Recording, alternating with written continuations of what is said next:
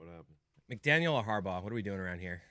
I'm nervous. I'm not buying any of this. Ooh. I think it's always been Harbaugh. It It's always been Harbaugh. Oh, no, it definitely has. I told you when it happened, But it was this going is to be like Jim Harbaugh. as convincing of a ruse as And I've they're ever doing seen. it great. It is like master sort of getting around the Rooney Rule and doing it the way Tom Cruise would in a movie. Like it's some stealth shit. I just love 15 years ago, the coach you would envision and the coach everyone would want is like a guy that looks like Dan Campbell. But now it's a guy that looks like McDaniel. You want a nerdy, small guy that seems real. You don't need a football guy anymore. That's old news. You want a guy that looks like he struggled in high school. Look at McVay. Look at McVay. If you struggled at, like, you could be a great head coach if you struggled in high school. Yes. You couldn't say that 15 years ago. So you no longer want Dan Reeves, essentially. Yeah. Hold That's on. right. Bill Cowher. To clarify, struggled socially in high school, where before you wanted someone who struggled academically in high school. Right. Struggled with friends. Now it's like, ooh, that guy looks smart. Yeah. Well, what class are we putting the Eagles coach in? Nick Sirianni, whatever his name is. Yeah, he was one of the boys in high school. Yeah. I don't think he struggled socially. He was one of the boys, but he wasn't picked on by the others for being a little slower than the rest. He was picking on the other No, kids. He was yeah. picking on the other kids. Bullies usually talk like Nick Sirianni. Mm-hmm. All right, well, let's do this then. Let's figure this out. The nerdiest of the coaches is? Oh, McDaniel. I mean, he's not a current head coach, but he's poised to be one, and yeah, he's pretty nerdy. Staley. It's probably Staley, right? Yeah. It's funny, though, because they get better looking when they become head coaches. Like a few years ago, LaFleur fit this category, but now LaFleur's like good looking all of a sudden. Well, I wanted to say, what did McVay look like in high school, but it's what he looks like now, right? Like, I mean, in high school, whatever. Same haircut. The Has whole not changed the thing, he was haircut. giving off the same thing in high school, and everyone got along with McVay, right? Like nobody had any problems in high school with McVay. He wasn't picking on anyone either, though. He was kind of jolly, affable. He did well in Little school. chatty. It's why he's such a great head coach, is because he's like the perfect combination of nerdy and good looking. That story Jay Glazer told last week, I really did. Even as someone who questions how much football can handle mental health, my mouth was hanging open at two things. Jay Glazer saying he has panic attacks, full-blown panic attacks since 2005 before he goes out to do the show on Sunday, and him telling the story of McVay and Whitworth, and McVay, genius, looking at his Hall of Fame left tackle and not understanding that guy might suffer from some depression like all people whose mental health is tested in that sport suffer from some, Whitworth saying, we couldn't do this if we didn't have like something that was pushing us to do it. Jay actually corrected you when you made that very same point. He's like, no, McVay was very well aware about the mental toll that football takes on someone, but it was the vivid description that Jay and Whitworth were able to paint for McVay to articulate exactly what that felt like, that opened McVay's eyes. I wonder why his eyes weren't open before then, though. And I'm not, I guess it's... He's a young man. He's younger than I am. That's interesting, though. But this is when we talk about what the coaches looked like in that sport, how much do you think Dan Reeves or Don Shula cared about any of that shit? Like whatever or Cowher or any of them who were, when McVay's the boy wonder, the reason that I was stupefied by it is because I'm like, wait a minute. This dude knows in this sport how to exploit all the inefficiencies. Like he knows how to do it based on his system and everything else. How does he not also know it with people management? But that's the answer. The answer is, well, he's 34 and he's been in this dungeon cooking up schemes for 20 You're years. asking a lot. You really are. For him to know everything about mental health when people get illuminated every day, like well into their 60s. Some people live their entire lives without grasping what it is. I got to tell you, the under came in, Dan, and how long it would take you to talk depression fresh off of championship weekend. Yeah, I hit that bet. And we had a very easy tether to the local hour here, which is the second interview of McDaniel here. It was at 14 minutes. Brilliant ruse that Stephen Ross and Jim Harbaugh are pulling off. Until Jim Harbaugh is at the Minnesota Vikings press conference and another coach is at the Dolphins introductory press conference, I will believe that this is all ending with Jim Harbaugh Okay, at but the Miami can you Dolphins. take me through how you guys have that part playing out? Let's just say hypothetically that Stugotz is right, and Stugotz's knee jerk the moment that Flores was fired is that's Harbaugh. It was basically everybody's really. yeah. Yes. And then they tried. But I'll take credit for it. They tried, but yours was your instantaneous reaction. It happened on air. We're like, oh, Flores is fired, and your instantaneous reaction was Harbaugh. Mhm. As I think you speak for the fans on that one. And now they've been doing a great job of camouflaging it. What are the elements that are in I think I play? said Harbaugh I first. was I absolutely said What? Harbaugh. What? As soon as the Wow. story came up, I was like, no, Stugotz it's said Harbaugh. it. This reeks of Harbaugh. I said it as soon as I wrote I it was like, down. Weekend observations. I'm listening to it in my mind. Huh. I'm like, that's got to mean Harbaugh, right? I was the first one to say it. The Flores well dried up pretty quick, huh? Is it dried up? I don't know. I mean, how many more jobs are there? Yeah, that I think that Deshaun Watson thing was a bit of a red flag. The Houston Texans job, the idea that Josh McCown is a head coaching finalist when he was a volunteer at like Ridge High School, and he was not a volunteer at high school, didn't call the plays, goes right to the front of the line in front of Bieniemy. It feels like he's been coaching for like a decade, though, right? Josh McCown, this Yeah. is like year 3 where Right. Josh McCown nails like big time interviews, and everyone's wondering why, and the league just holds him in very high regard. Mhm. I'd look at him and think just fighter pilot all the time. He does look like a. He's in fighter. and when we talk about what coaches are, like the in between the nerd and Dan Campbell, would be someone who looks like Josh McCown. He's got a square head across 10 years. Was okay. We all know he's smart. Hey, look how smart Orlovsky is on television. I bet you McCown kills those interviews too. I think McVay is in this realm as well. Oh, he because is the fighter pilot. I yeah. imagine deep at heart, there's a big dork in there, but it's covered in a beautiful head of blonde hair. But he's too short to be a fighter pilot. Oh, Tom Cruise. I mean, That's a good shout. thank you. But Tom Cruise is 5'6", but he's always pretending in the movies like he's not. Wouldn't fighter pilot be an occupation that would require some level of shortness? You don't Because want to be you're getting in Kareem very small Abdul-Jabbar. vehicles. I mean, It's true. McVay looks a little too stocky to be a fighter pilot. Bull, you don't want to be. There's something about his size, Billy. Am I wrong? I don't. He doesn't give off fighter pilot to me. McCown does, and he's 6 foot. Like somebody. Oh, he's over 6 foot. No, McCown, he's got that sauce. Like He does, You yeah. you wouldn't know it by looking at him. But I did an event at Pahokee for like an Anquan Bolden charitable foundation. Josh McCown was the only white person participating in any of this. It was a charitable basketball game. Dude was bawling everybody off of the court. I'm talking like Darnell Dockett was there, Ocho Cinco, Anquan Bolden, and the sauciest guy there was Josh McCown. So he's killing the interviews. Yeah, I have no doubt. When he was with the Browns at quarterback, I was like, can this guy coach too? So you guys, we can't have this happen as you guys discuss Harbaugh, where Flores can't find a job and McCown gets one. We can't. That can't be what happens here. I mean, sure it can. good. Flores just had his shot. Usually a little waiting period before you get your next shot.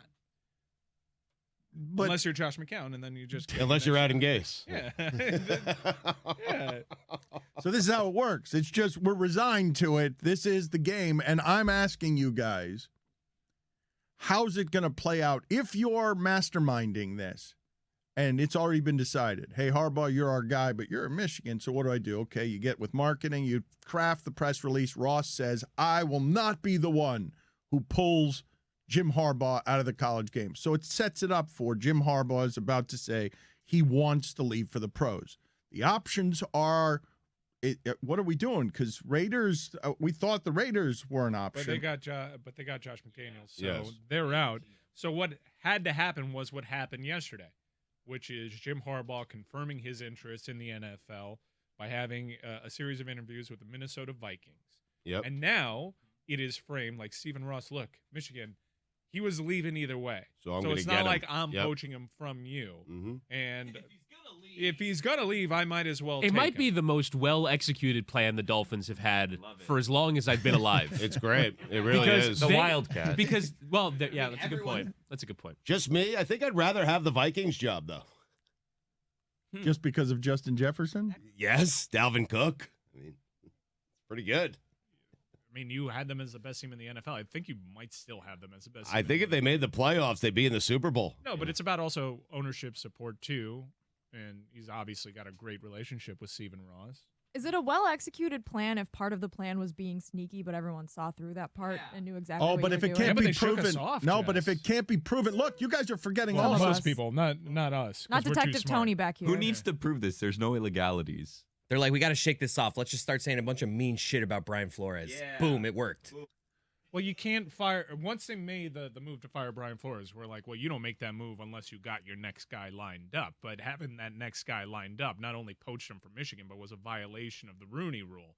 So this could all be legitimate, and they're going through the interview process, and maybe everything is as innocent. But if he as it ends can up be. here, then it's a perfectly executed plan. and it will come with no backlash, correct? It'll come with no backlash. No, they will because have covered their tracks enough to the immorality of it. We'll shrug our shoulders on it, and nobody will be able to prove it. Well, it's not necessarily the Dolphins' constituency that matters here. It's the Michigan one. Stephen Ross is a massive donor to Michigan, and so he had to cover the tracks so that his fan base isn't upset at him for taking Jim Harbaugh, and so everything had to play out exactly as it has so far. And so if the Dolphins hire Jim Harbaugh, the Dolphins get the coach that they've wanted since, 2011? And the Michigan fans can't really complain about it. What's immoral about this? Why are we making this out to be some sort of horrible crime? No. Forgive me. The immoral part is the racism that requires a rule for you to do this fairly as we do this gymnastics to avoid it. And at the end, the result will be white guy gets the job of black guy who did the job fairly well and was smeared on the way out, and everyone's good with it. Like this is the magic act. The immorality is the magic act of, they're going to, if he's the coach, then they circumvented the Rooney Rule, period. If he's the coach, because this doesn't happen in 3 days. It's not like Ross woke up this morning, slapped his head, and, oh, my God, Harbaugh's available, and he's going to Minnesota. I've got to stop that. Like, these conversations have been over 10 years. I guess we're hyper-focusing on it because it's the Miami Dolphins, but most people do the Rooney Rule as a formality when they know exactly where they want to go with the head coaching position, and all that person has to do is not barf all over their shirt during the interview, and they're going to get hired. If this ends with Harbaugh at the Miami Dolphins, it kind of feels like this was all part of the plan, but I think they've done certainly enough in the public realm to shake that off. Yeah, but part of it included smearing the previous coach, and that's the part that, like, all of it feels greasy. Like, that's the part that You're feels... good without the smear campaign. Look, it doesn't feel... How do you fire Flores, though, without the smear campaign? It's not ethical. Well, they did fire him, and then the smear campaign. Right. It's not ethical. I mean, the idea of smearing the guy on the way out so that you could cover your tracks for a couple of weeks and avoid the Rooney Rule. It's big business, Dan. Okay, but you're breaking a rule. Thank you, Stugotz. You David got it. Sampson over here. Mm-hmm. The Rooney Rule doesn't mean anything, is the point. The point is it doesn't mean anything. It hasn't meant anything in a while. I mean, is it Jim Caldwell? Who's the coach that keeps turning down interviews because he's like, listen, I'm not going there. I'm not going to be a token interview. I'm not doing Mike it. McDaniel is a minority candidate, Mm-hmm. as we all learned through that Deadspin article, and he's poised to have his second interview today. And Stugotz, that has happened before. I want to say it was Chris Richard, who was a Lions defensive coordinator. He was the guy that was being put through the cycle. And I think at one point he stopped taking interviews. He's like, I realize I'm not going to get any of these jobs. Like, I've done the one or two where they go, well, you should take at least one or two so you have the experience. But at a certain point, I realized I'm not getting this job. And I believe there have been minority coaches who have turned down interviews because they understand that it's just part of a process. And one of the things that happens whenever we discuss this, Stugotz, because... good Lord, I don't think the people listening to this even realize how much less we talk about race than we used to. Because the complaints only arrive when you do talk about race, and then they tell you you're talking race all the time. I'm guessing the majority of the audience has no idea that this right now is probably the period where we have talked the least about race, almost in the history of doing this show, because of some of what's happened in America that has made all of this so obvious. But one of the places that this exists, right, Mike? Because it's fairly amazing that you would find Mike Ryan and our show at the center of a problem in that league that allows 70% of the labor, whatever it is, to be black, but doesn't allow real black leadership and power. Our crew was sitting in the room when the Dolphins headhunter looked in a mirror and named himself the CEO. Well, I wasn't in that room, no. Well, Joe Bailey was looking at himself in the mirror, no. You weren't in that room, but you were in the room later. This is how it happens. Constantly bring it up, and it makes me uncomfortable every time just because it's so icky. And I'm wondering, like 20 years after the fact, will I finally hear from Inside Edition when they do this huge expose on Joe Bailey? He looks in the mirror, he sees himself, but he also sees you in the background. No, I mean, Dan's named him plenty. I was an intern for the Dolphin Hour. I was there with Brandon Guzio, who could back up my story. Jimmy Cefalo was there asking Joe Bailey about the interview search. It was posed to me which candidate I'd go with. You were 19 years old? Yeah, I was a know-nothing guy. I was like, Mike Tomlin, just because I was doing the fan thing, like his defenses are good. And Cefalo goes to something to the effect of, Joe, you interviewed Tomlin. What'd you think? And Joe Bailey goes, to hip-hop. And that's that. I'm not lying about it. It's very true. It's a thing that actually happened, and now look at what Pittsburgh has been. He's never had a losing season. Like, it's unbelievable. Mike nailed it. I mean, but no, and that franchise is the one that had to implement, first family of football, the Rooney Rule. They had to implement a rule that now no one cares about, that everyone circumvents. It should be noted that this local hour started with a conspiracy theory, because there is so much evidence out there from reputable reporters that would prove contrary to this theory that we're working with, that it's always been Harbaugh. Harbaugh has always been the plan. When just a few hours ago, it appeared like Brian Daboll chose the New York Giants over the Miami Dolphins. I don't know the details if there was a true legitimate standing offer, but the optics were that Brian Daboll chose Daniel Jones and the Giants ownership group over Tua and Stephen Ross. But you guys think, just help me out here, because I don't want to jump to the conclusion. I don't want it to be so. I'm not rooting here for another savior like Saban and Parcells to come in here. When I saw Harbaugh, I sat next to Stugotz for 5 years just blowtorching that dude. Not any good, don't want him for anything. He has one good year, and now his stock goes right back up to the top, and he's got his choice of jobs. And my question to you as we talk about it is, do you guys think, because I don't want to jump to the conclusion, but do you guys think that there's a scenario where Jim Harbaugh ends up the Viking coach and not the Dolphin coach? Like, you guys think that's in the realm of possibility? Do you think that Jim Harbaugh might become the Vikings coach? Yes or no? Because I have to look at that with skepticism and be like, there's just no way that Stephen Ross, who's wanted this guy for 10 years, is going to lose him to Minnesota. I want to buy into, firstly, I want to buy into us all being right instantaneously, because that would be pretty cool. But it is a conspiracy theory, and there's, like I said, plenty of evidence that would suggest we're crazy for floating that out there. If you had to handicap it, it's more likely than not that Jim Harbaugh is not coaching the Miami Dolphins. They've had, I don't believe that all these interviews are just this formality, but I want to believe it. And I think that's what really matters. But do you have any questions? Because I might be guilty of confirmation bias here. I may be led to the conclusion that if given the opportunity, white people in power are going to choose other white people in power, and they will talk themselves into Josh McCown just because of whatever. Whatever it is. It doesn't have to be you wear a hood. Just whatever, that they're going to choose white people. And if you keep white people in power and they make the rules.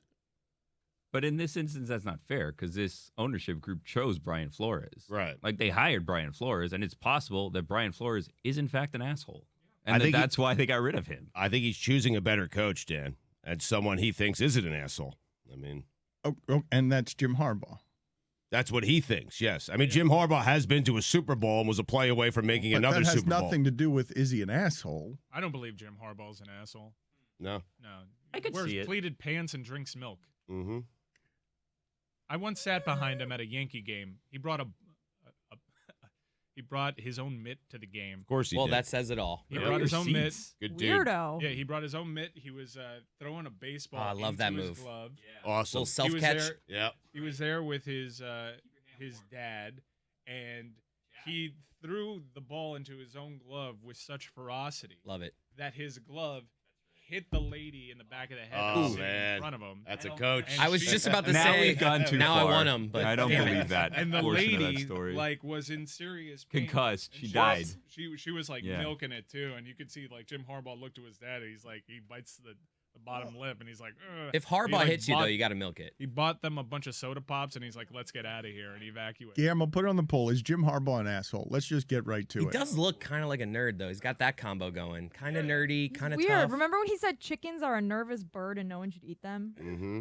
Weird guy. Those He are was- fun quotes, though. I Yeah, like those kind of quotes. I appreciated that observation too. The chicken does seem like a nervous bird. I will say before I put up this poll, once I put this up, then when, in 2 weeks you're like, let's get Harbaugh Yeah. on the show. He's the Dolphins head coach. They're going to look and like, did Dan ever say anything? Oh, 10 days ago, is Jim Harbaugh an asshole? And that might impact that. Billy, So let's just let's just do that. I'm thing just, where we I'm put just it in. letting That's a you good know. point. Maybe we call him Do Harbs. what you will. Call him but- Harbs in the poll, yeah. maybe? Mhm. Yeah, Yeah. people don't have context here. Harbs. It'll be harder for them to search. I Right, don't right. They'll want. never figure that out. I do not want to be based. My opinions to be based on whether or not we'll get to interview him again. He was our music critic for a while, and he said a toe tapper was the wreck of the Edmonds Fitzgerald. Like, Yeah, It's that- 2 weeks. It was a that's nice run that I'm we just had with letting him. you know how Yeah. it works. Yeah, we Does should that, do does that go on the Mount Rushmore of us, like, beating a bit down just because he said the word? He said toe tapper, and we tapper. tried to build, like, 7 shows around it. Well, no. There was Shannon Sharp, the movie expert. Yo, who saw 2 movies. That's one of our what a Ooh, that run one wins. Shannon's Yeah. had. look at what he turned that into. Crushing it. He was right, by the way. Yeah, He in- wins. In Yeah. retrospect, he was Yeah. right. We were wrong. But it was really Shannon Sharp, A Few Good Men expert. That was the only movie he'd ever But he seen. immediately wanted payment. We discovered Shannon Sharp. We can make that claim. Well, We can make that claim that we knew that I could think the happen. Denver Broncos did. yeah. Yeah. Yeah, it was him on the sidelines. One of my favorite NFL Films videos is him. Was it against the Patriots? Him picking up a phone on the sidelines and just calling for the National Guard because they were killing the Patriots. I believe we can make the claim that we discovered. Put it on the poll, Guillermo, at LeBatard Show. Did the show's A Few Good Men run with Shannon Sharp discover Shannon Sharp? This was after he was on the CBS pregame show.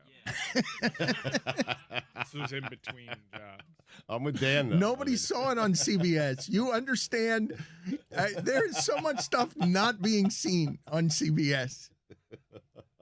It feels just why does that channel feel so much older than the other channels? It's Jane Pauley. I'm telling you. I like it. I think it's a great pace. Yeah, it's awesome. It is. CBS Sunday Morning is one of the great shows of all time. It really is. But Les Moonves, who ran CBS Sports, didn't he run? He got run out of that job on a Me Too thing, and he was like punishing Janet Jackson for Nipgate. Like he wouldn't let her host stuff. And it's because Les Moonves was the old guy, the plastic furniture guy, who was just making everything on the network, Hawaii Five-0 and Magnum PI. and NCIS New Orleans, and NCIS Los Angeles, Murder, NCIS She Kansas Wrote. City. Oh, I love Murder, Equalizer. She Wrote, though. Don't slander Murder, She Are Wrote. you guys right? Am I right when I say even that show, they've tried to diversify it, but even CBS's set looks like something that's older than everybody else's sets. All of that's by design, correct? Yes. I believe so. It takes you back to a time, of course. I mean, the kids don't like So it. you think they're going for old? I doubt that's what they're going for. in No, the I think they're meetings. going for old, yes, especially with their news. 100%. News, maybe. No, but what about with their CBS halftime show? When I check in on CBS Sports, all their stuff. Now, this might be wrong because I haven't been watching closely, but I just associate sort of a film with everything that network does, and its sports coverage especially. We're debating back here which halftime show's older because Fox has some old fogies on it now too. Well, Like it's Howie Long Terry used to Bradshaw, be, yeah. Well, Bradshaw's old, Jimmy Johnson's old, but Howie Long used to be like dark-haired, like very. My grandma Right. used to call him her boyfriend. She loved Yeah. him. Now he's old too. is. So they're both pretty old. Yeah, but the set looks modern. I think Dan's just talking about the look, the style that CBS I uses. don't understand why with Boomer Esiason. I mean, Nate Burleson's on that show. I don't understand. They could put all the young on there that they want and all the minorities they want. I still am going to associate everything about that show with it's just dusty. There's dust in here. Cower won't shut up, and everything is dusty. Cower might be what makes it seem old, that show. Just that chin. He just gives off an old vibe. If they got rid of Cower, I feel like that would do a lot for that. I know Really? Jeff's I probably mean, mad about that. Coach Carr is a legend, Chris. Please. I don't know. Wouldn't it be great if CBS News was just doing news from the 1980s every night and no one knew? And now, Acid Rain. What was that impersonation? I am a 1980s newscaster reporting on climate change. It is very cold. We are entering a new ice age, and now we have acid rain. You have them reporting on climate change in the 1980s? Yeah, Ronald. People don't know this, but the ozone layer disintegrating 40 years ago was actually a huge part of Ronald Reagan's administration, Whittingham. Read a history book. You sounded like you were 1920s, though. You made the 1980s No, this sound is like 1920s. the 19... And now we're right on the banks, and it's the Great Depression. It's the same voice. Yeah. It's more twangy, though. Feels the same to me. I'm working on it, Dan. Why are you making the 1980s the 1920s? Well, because the 1980s to her is the 1920s to us. I don't know if Mike Ryan was heartbroken by the way the Heat lost in 3 overtimes at home to the Raptors the other night. I don't know if regular season games matter that much anymore, especially in this sort of disjointed season where you know the Heat are on top of the conference. But I'm guessing most of these guys aren't even going to be playing in the playoffs that they're at the top of the conference with. It's impressive, but do you think we're going to see a whole lot of some of these guys? What if they ever get everyone on the floor? But I imagined when I saw the box score that Mike was going to be frustrated with Duncan Robinson in that game because Duncan's had a decent stretch. I should probably give Duncan had a good run, yeah. a little credit. But he had 0 points in that game, did he not? Or though I think it was something ridiculous. Like how do you play? He was 0 for 5. How do you play that many overtimes? He was 0 for 5. I think I know exactly what Duncan Robinson is, and that's that. Max Strus was closing out that game. I do think Strus has kind of earned a spot in the rotation. Will be part of that crunch time thing. Kyle Lowry's been out for quite some time for personal. Well, reasons. what is that? Is anyone reporting personal reasons? Like No, Kyle, typically they don't. But Kyle Lowry, weeks. Typically, an athlete doesn't disappear for weeks without something circling around the athlete. No, the people tend to respect that usually. Jimmy Butler's been out with personal reasons numerous times during his time here at the Miami Heat, and no one ever. But that's a new thing. That's something the Heat. I don't remember that ever happening before. Well, it's a good thing. It's an amazing thing. I is, yeah. can't believe that it's allowed to be so. When TMZ is reporting that Kanye West is out here telling people that Pete Davidson has AIDS because he's so angry, nothing's private anymore. It's just, we're in everybody's business when it's celebrity. But, Dan, just back to the Heat for a second. You say that most of those players won't be playing in the postseason. In that particular game, it was P.J. Tucker, it was Jimmy Butler, it was Bam. I mean, Tyler Hero played a bunch. Oh, but I'm just saying that Yurtsevin and some of these guys that, like, they've got a bunch of guys that some people have fallen in love with because they've put them atop the conference. But I don't know if Mike is living or dying with the game. And the thing that I wanted to read to he you. should be. I mean, the East is so tight that every game matters right now. I was into that game, and Toronto's a feisty team. I don't want to play Toronto in the playoffs. Yeah. And right now, we're just trying to get Coach Spo in that All-Star game. I really want Coach Spo to coach in the All-Star Are the Heat going to have any All-Stars? They didn't get any All-Star starters. So I don't think so. They've had Jimmy's been out of the lineup. Bam. Yeah, probably. Well, PJ Tucker, honestly, PJ Tucker low-key has like one of those Anthony Mason type of campaigns going right now. For All-Star? You can't put him in the All-Star game, Mike. Honestly, if I'm just doing it off of watching basketball, how important a player is to a team when you consider how many guys have been in and out of the lineup, I would mount a case for PJ Tucker. There is as no All-Star. one listening to this, and I appreciate that he's unbelievably efficient. Throw it to him in the corner, it's going in half the time. And he's going to do all those other things. And Eric Spoelstra is saying, Stugotz, this is the quote from Eric Spoelstra, I don't really have time to educate people. And this is about Duncan Robinson. I don't really have time to educate people that it's not about whether the ball is going in or not.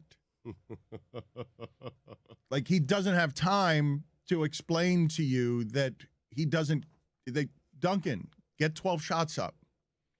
Just get the 12 shots up. Spread out the offense so that PJ can be in the corner and we can keep throwing it to him over there and he can be the leading three-point shooter in the league because the floor is so spaced.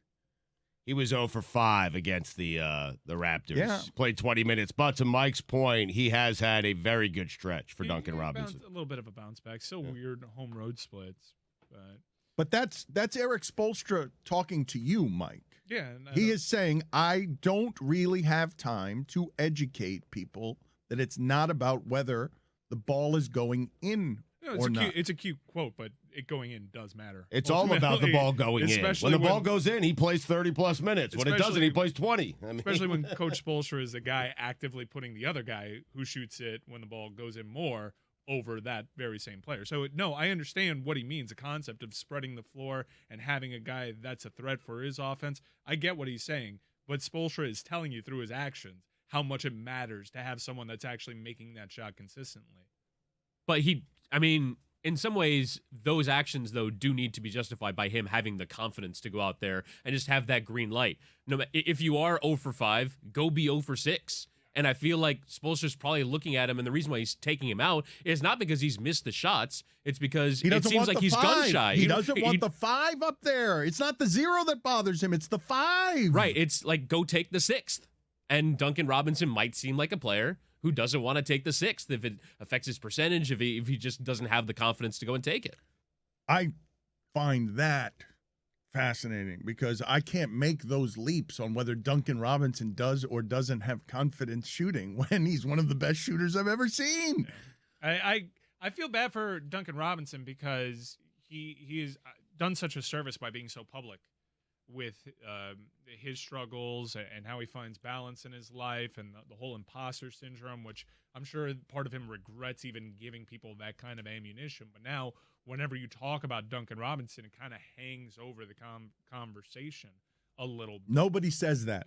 Nobody says that. You haven't heard anybody else in athletics who is good admit out loud, I've got imposter syndrome, as he's getting to the finals playing against LeBron James, and you're begging him, please, please rise up and think of yourself as something that is equal to his team, and you're worried, wait, I've got a guy out there in important minutes who has already told me he's got imposter syndrome. It's why I didn't want to take the bait that you laid out there for Duncan Robinson. I've been plenty hard on Duncan Robinson since the bubble playoffs, right? And I think he's a fully formed player. And I think that he actually does good by putting out that messaging about mental health and giving voice to his own struggles. But at the same time, I'm just trying to evaluate the basketball player on what I see. And guts with the flaming T logo on it is something that this organization is all about. Alphas everywhere on the court. Everywhere on the court. Another triple-double for player? Jimmy Butler, the perfect embodiment to be the hood ornament on this. I'm going to drag you guys. We're all going together because in that game, good God. Yeah, and I also think it's unfair to do the correlation with his struggles are because of the mental stuff. His struggles are because of the imposter syndrome stuff, because there's plenty of players that perform at the highest level that go through shit and you don't know it. Is it also possible to have too much guts? I think Jimmy Butler might have too much guts. Nope. Wow. He keeps taking these clutch shots at the end, and he keeps having the ball in these ISO situations at the end. It's not working very well.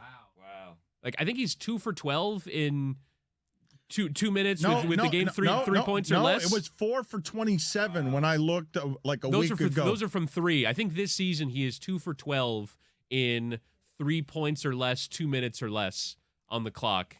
He's just not good in these situations. He OD'd on heat culture. He might just have.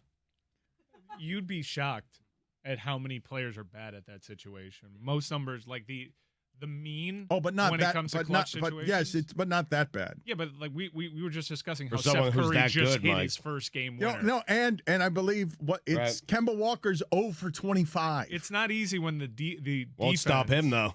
It's not very easy when the defense is playing its hardest and you have 3.5 seconds to work with. It's just generally a very difficult situation. You shoot well below your averages. But you don't trust him in that spot. I trust him to make the right play. It's hard for him to make the right play in 1.5 seconds. If it's Milwaukee against Miami at the end of one of these games and you are down 1 or 2 and it's not don't make it 3 seconds, just its last 11 seconds, you're hoping he gets fouled because you but don't. He's very good at that. Yeah, but your hope that the play and that you got to factor that into the 2 for 12, right? Because it's not just 2 for 12; it's all the times that he's getting up there. Yeah, he's top 3 in the league, and he's getting free throws because he goes in neck first, and he is great at getting fouls. Spoelstra, as evidenced by that Duncan Robinson quote, he is a very smart basketball coach, and he's tuned into the analytics. And people always hold up against him like, well, why do you always do the contested jumper with Dwayne Wade? Why do you always have Jimmy Butler at the end of games? Why don't you do something different? And I think it's because he has all the data points and he knows what his best option is. And the best option is putting the ball in the hands of the best player. Is it though? I feel like this is the one area where Spo is a balance of analytics and kind of But old he'll school go Riley loyal. coaching. He will go loyal. Exactly. He's like, you're my hood ornament. I'm going to trust you because he gave Wade threes when he should be taking threes. I kind of like that though. That attitude, where you're the best player on the team. I'm going to trust you, Jimmy. Go ahead. Don't call plays. Call players. That is great what you're saying because you've seen the history of how that's built because Riley is lifers and loyalists. It's everyone. You either work with me or get the hell out of here. I don't want to work with you. I'll never talk to you again.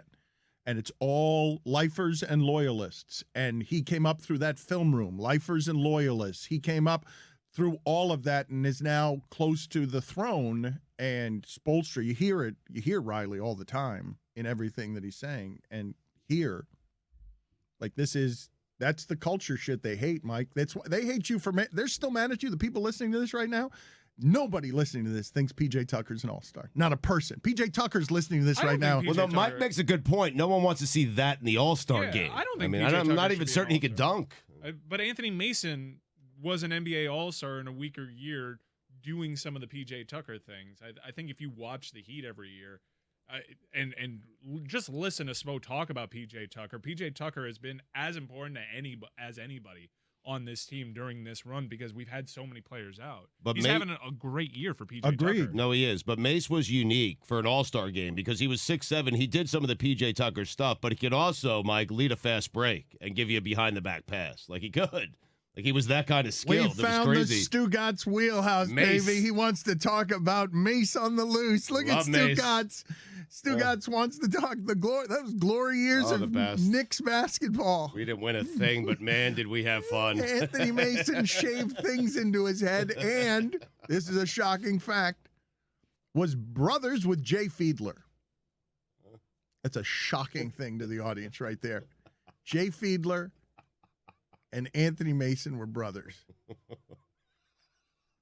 It's a true fact I just gave you. PJ Tucker's having a career year right now. Mike, I'm not disputing We know, that. Mike. He's not an all-star. He's not an all-star. Mike, I backed you up. I said I understand what you're saying. I am not disputing that he has been great this year. I am disputing that the audience wants to hear Heat Homer Mike put PJ Tucker in the All-Star game. Imagine him checking in. I'm so done with the audience that I think I've been super rational with my Heat talk. We've barely talked Miami Heat basketball this season, and everything gets framed with, oh, Homer. Yeah, I'm a Heat fan. I'm not supposed to like my team. PJ Tucker's having a phenomenal year. I just wanted to give PJ Tucker some love. But yeah, let's go Heat. I'm a fan. Fuck off. Jeez, wow, aggressive. Fuck off and put a flaming T on like the F. Put a little flame on the top of the F. Fuck Really? off. I like my Heat. Wow. We've got something happening here with Mike that needs The flaming F, It I mean. needs. I can't believe there's a flaming F there. And it's your fault too because you always frame me this way. It's a losing proposition. Like I'm just trying to talk basketball here. Oh, Mike's back at it again. Well, Can tell you him to believe- fuck off with a flaming F. Can you I mean- believe it? He said PJ Tucker's an all-star. Leave the audience alone like- then. Fuck off. Leave me alone. I like the Heat. Flaming F. Give it to me then. You're welcome to give. You fuck off, man. Like The I'm flaming F. sick of this. You look at how this whole conversation started. Mike shit on Duncan Robinson some more. But no, I'm being a homer if I shit on Duncan Robinson. I don't give the host what he wants, and then he just calls me a homer because he lashes out. Fuck off. Juju, put it as the title on the episode and make the F flaming. Please. Start of the day, start of the day, it is the start of the day. Start of the day, start of the day, it is the start of the day. Start of the day, start of the day, it is the start of the day. Start of the day, start of the day, it is the start of the day.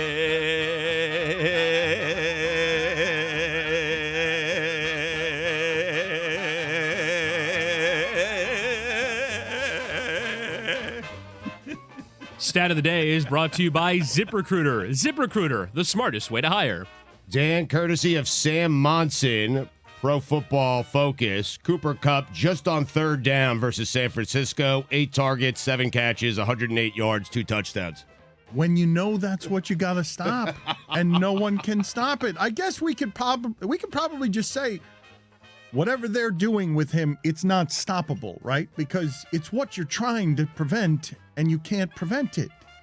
I mean, they have Odell, they have Higbee, but you're right. They know that Cooper Kupp is the guy Stafford wants to go to, and they can't stop him. This is from Peter King, Stugotz, just so you know. Cooper Kupp has been the dominant receiver in the NFL this year. No player in history, in fact, has had the combined regular and postseason run that Kupp has had. 170 catches, 2,300 yards in 20 games. It is the best. Amazing. It is the best season you've ever seen from a receiver, and it is not over. And you can't stop it on third down because everyone's trying to stop it on third down. But him and Stafford have a connection in a year, and combined with the system, there is no stopping it. He's going to become a superstar, right? Yes. The 2 weeks of Super Bowl hype machine that he wasn't afforded the last time the Rams made it to the Super Bowl because he was hurt. I imagine he'd be more of a household name if he actually played in that Super Bowl against the Patriots. Hell, he might be a Super Bowl champion. But now with this hype machine, we're going to birth new stars. Jamar Chase and Joe Burrow's dads were smoking cigars together yesterday. That was adorable. This is not the easiest Super Bowl for me to watch as someone that is not crazy about Odell Beckham Jr. and watching another team from Ohio. Well, I want to explain to the audience what just happened in the last hour because you were spewing poison in every direction and there was an F with a flame on it. Mm-hmm. But Mike Bryan left here yesterday. Yesterday was a good day for us. We had a lot of fun, but also I think we all realized while we were doing it, we're bitching about the Manning cast all the time. Wait a minute. We could do one. We can do one. We could. I realized while looking around the room, I'm like, not the same guest, but we could do one. No, yeah. Clearly not the same guest. And our lights turned off. And then our lights went out, and I was using a phone at one point for lighting. It's a jerry-rig system. Give us some time to get some video in here. Right now, it is just Herculean, Tony, and Lewis holding the whole thing up, and Bob. Yep. And Bob holding the whole thing up. Miner's helmet came in handy yesterday. Bob's a Hall of Famer. But it was a real flea market production. I just picked some red hair out of my headset. It's just a real flea market production. But we're going to compete with the Manning cast. There was a show yesterday? Well, you were missed. A lot of people were asking, Go on. Where's Jessica? Where's Jessica? I got that too. Where's Jessica? Well, Where's Jessica's feet? By a lot of people, it was me. Yeah. Also, Mike Ryan got a lot of where is the bet? He's got it. The people thought you were going to take off your cap to reveal that you had the fine bomb. They thought you were going to do that last night. Look, I'm reevaluating where things stand on the head shaving because look what Billy did yesterday in dressing up like Tony. That was kind of I felt like skirting that wasn't the spirit of the deal, but he did do it, and so did Greg Cody. He dressed like Walter. I paid my bets. He had to dress like Walter Mercado. You owe like 6 still. We got Dan, and yesterday was the laziest one. Like it was flabbergasting that you and I were both serving punishment. It was on the same board as everyone else. Sorry if you idiots didn't think about it. Lose early, Dan. Stugotz didn't do anything again. What do you mean? Least surprising thing in the world. There's a rack with suits there. I mean, I thought there was costumes. I mean, no one gets me the costumes. I'm happy to do anything. They're on the rack. Oh, they are? No one gets you anything? You think that's a complaint to lodge? There are costumes on the rack? Like my costumes? There's suits. There's a leopard suit there? You don't own a suit? You can't dress up in a suit in your own home? I own one. Okay, so just wear it for the week. Okay, done. Next week. Next week. Okay. Don't believe it at all. You're a grown man with one suit? Yeah. Does it fit? I got into radio, so I didn't have to wear suits. I mean... You don't wear suits for fun? No. What's fun about it? Oh, it's the I love putting on a suit. And the day you walk out, it's like this is the height of luxury. I feel good. Guillermo, I look good. Put it on the poll. Men, do you love putting on a suit? That was a great moment yesterday when you walked into the studio dressed as you were, and Billy asked you what punishment you were serving. I'm still not convinced. But because everybody is showing at least the slightest bit of effort to start paying off some of their debts and bring some integrity back to this show, obviously that's one of my main sources of ammunition right now. And I may have to cave on this thing, even though the support that I've gotten recently for Stop the Shave has been pretty overwhelming. The thing, though, that I wanted to tell the audience is at the end of that, we've done something like that before. Dunk LeBatard show, it was a disaster, and you've heard me tell the story before. Same kind of thing, that at the end of the night, ESPN vowed never to do it again after what happened. Mike was on his hands and knees on a dirty floor in a room where I had cursed, and never again would SportsCenter support anything that we did while drunk. Mike Ryan said it couldn't have gone any worse than this. And as he's doing this in a dark room that's dirty and smells like a party's been there, he's the only one in there, and he's saying to himself, it couldn't have gone any worse than this. The waitress comes over and hands him a giant bill that had not been paid. And from that, Meadowlark Media has hired Louis, Tony, and Bob to jerry-rig a system here that allowed us to watch a game with our audience, bring back callers last night, which was a delightful surprise, have Billy not at all dressed like anything that was difficult, and had Stugotz dress like nothing at all. And we watched a game together. And we decided who was in the Super Bowl, and I can't tell you much of anything about that Rams 49ers game that I learned or that like is a statement of some sort. Matthew Stafford never went 12 years without winning a playoff game and then wins 3 in 21 days. And it's just because that quarterback in that system is better than Goff. Like they traded quarterbacks and like, oh, look, you change that one piece, you make it a little bit better. He could have thrown the.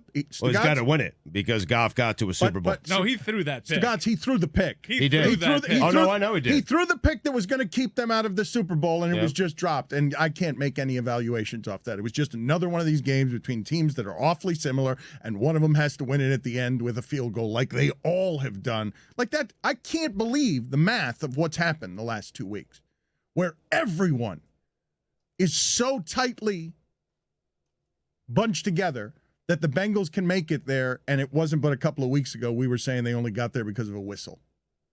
What's that saying, like immovable force versus unstoppable object or something like that? That was irresistible force, immovable object. That was like Kyle Shanahan with fourth quarter collapses and Matt Stafford throwing a game-ending interception. Like one of those things had to give, and it was Kyle Shanahan with another fourth quarter collapse when his team was about to make it to the Super Bowl again.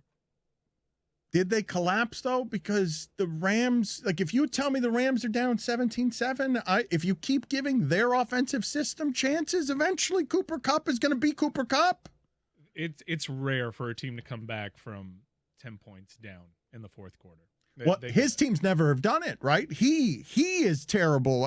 Especially against that coach. McVay is terrible in those situations. Sedano sent me something about that. Yeah, but Garoppolo is worse. He has that unbelievable record when he's winning at halftime. That he never loses. So like all his losses come when he's trailing. Dan, Garoppolo went, this is courtesy of Josh Dubow. He went 3 of 9 for 30 yards and an interception in the fourth quarter. In 6 playoff starts, Garoppolo has a 28 passer rating in the fourth quarter. He's bad. I mean, they've hidden him, right? They've been 4-2 hiding him, and that's about, man, all Shanahan stuff can get you that close with a quarterback who none of us think is as good as Stafford, correct? None of us think that Jimmy Garoppolo in any system is as good as Stafford. I don't want to say anything about Jimmy G because I don't want Jeff Garcia to attack me today, but you guys can all talk about it. You're fair game. Let's get to that sound of Jeff Garcia. If you're not familiar with this story, he hung up on a radio station. The backstory on this is he attacked Mina Kimes by saying she's never played, and people had an argument, turned Mina into a symbol, and it became an argument about sexism and why would Jeff Garcia talk to her that way as opposed to all the other analysts who had said that. And Jeff Garcia got upset about it, and after he was, because he ended up in one of these storms I'm sure Jeff Garcia wasn't anticipating when he's just sitting there saying, look, Jimmy Garoppolo's a lot like me. People said that I had all the tools. I'm out there being Carson Wentz before Carson Wentz, trying to get 8 yards at a time with my face mask in the turf. I'm breaking my bones out there. Don't tell me that I don't matter at the important position. Like, that was basically Jeff Garcia defending Jeff Garcia. Yes. And he got dragged, and it was an uncomfortable weekend for him. This is courtesy of 95.7 The Game. All I said was, you've never played the game. Well, You don't know what it's like to be on the field. Well, why not Stop apologize arguing with me. then? Well, I'll get off the phone right now. I'm not going to talk about this crap anymore if this is what the conversation is going to be. I was brought on to talk about the 49er game. Hey, that's Jeff, yesterday's news. It's history. It's old. Move on. Jeff, Move on. it's not. Oh, Jeff, man. Hey, we told you that we were going to bring this up. You're playing the victim to the whole media circus. Screw that, man. Jeff, the idea that we're the ones that are on the field being critiqued by 75,000 people, by who knows how many media, by millions of people watching. We have to deal with it every day. I stood up for not my teammate, but hey, a fellow 49er. That's all I did. Why? That's all I did. First I'm ready to move on. Hey, you guys have a great day, man. Jeff, you knew we were asking about you about this, and you acknowledged that's why you were going to come on.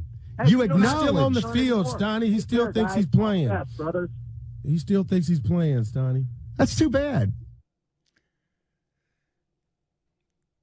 Sedano's stat, the Rams were 1-23 when trailing by double digits in the second half under Sean McVay.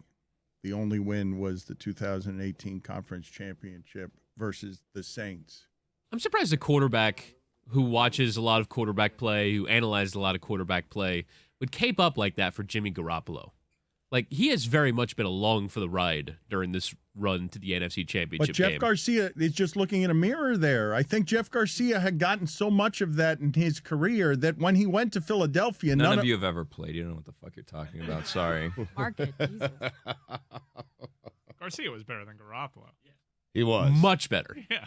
Well, he had that one good year. Oh, my God. I think you guys need to look at their stats because I think they're pretty similar. Like, I don't Well, think... Garcia had the 1 year, Dan, where he threw for 4,300 yards, when he 31 had touchdowns. T.O. and Yeah. he had T.O. and Jerry Rice. Yeah. That is a good year. And the next year he had 32 touchdowns and 12 interceptions. But you're underestimating Garoppolo, though, because I'm go look at some of Garoppolo's touchdown to interception numbers because they're not. I don't think they're that different. I don't know if you guys have looked this up, but when I heard Jeff Garcia making these complaints, I'm like, this is Jeff Garcia defending Jeff Garcia. It's not Jeff Garcia defending Garoppolo because I thought they're very similar quarterbacks. With all due respect, Billy's right. None of us are qualified to talk about this. We should only talk about the things that we've actually done. So I think the rest of the show we should just talk about talking about what we talk about. What we do. We just talk about things we talk about. Jeff Garcia is a 4-time Pro Bowler. He's better than Jimmy Garoppolo.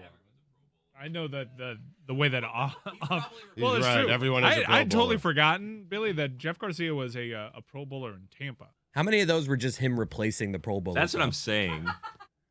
I think like he's the sixth guy. But it was different though. No, in 07 they had the Pro Bowl after the Super Bowl still. So legit Pro Bowl. He threw Back when it 13 mattered. touchdowns that year. I mean, that got him to the Pro Bowl? Back when it mattered, you say, I've been making fun of Stugotz all weekend because you say back when it mattered. Stugotz said goodbye to me at the end of a very long week last week. Very long week.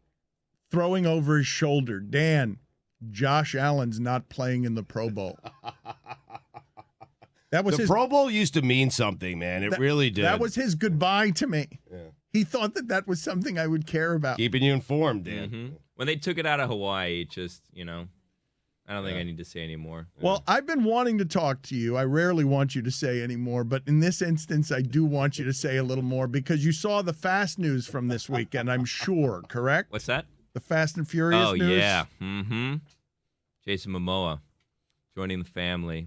Wow. I've always contested, and I don't mean to take this to like a religious realm, but I imagine if Jesus was alive today, he'd look like Jason Momoa. I agree. Right? I agree. Like he'd be jacked yes, AF. Beautiful. Yes.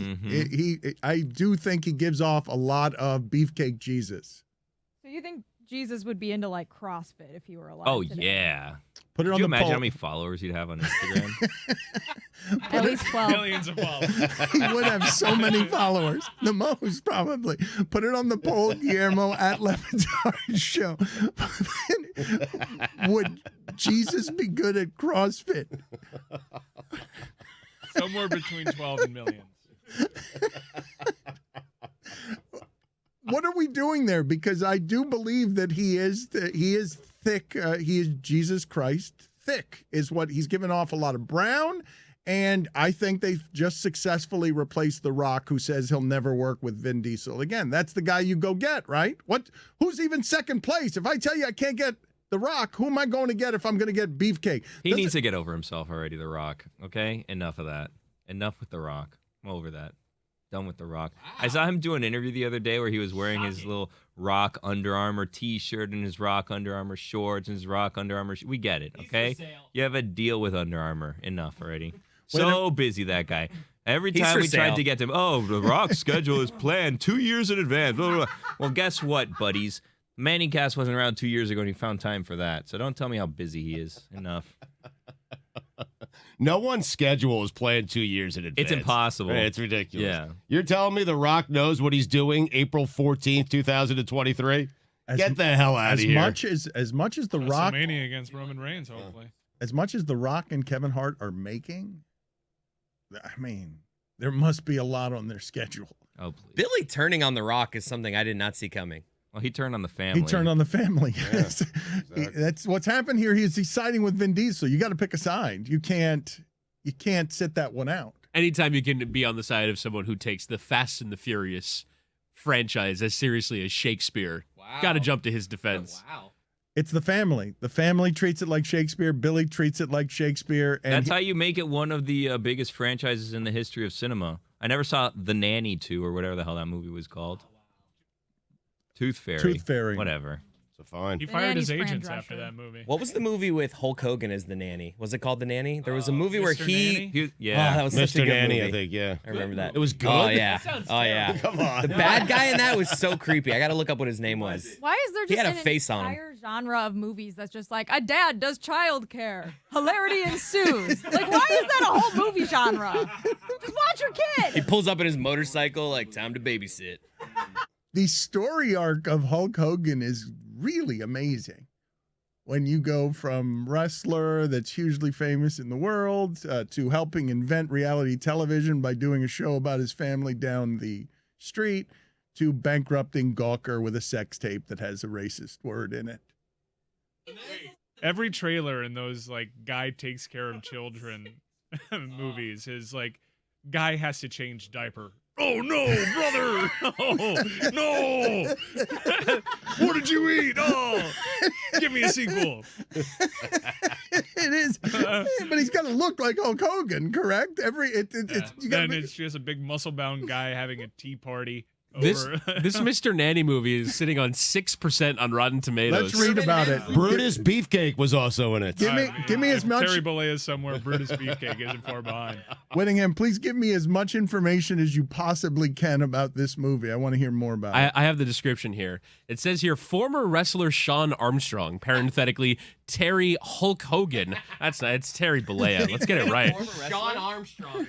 Takes a job as bodyguard and nanny to Alex Jr., Robert Gorman, and Kate, Madeline Zima, the children of Alex Mason, Austin Pendleton. The kids receive little attention from their father and take out their energy in pranks on their baby sisters. Despite their initial hostility, Sean and the children soon bond when criminal Tommy Thanatos kidnaps the kids to get his hands on a new computer chip. Sean must rescue them. Chris, it was good. Brutus Beefcake. Classic, I'm telling you.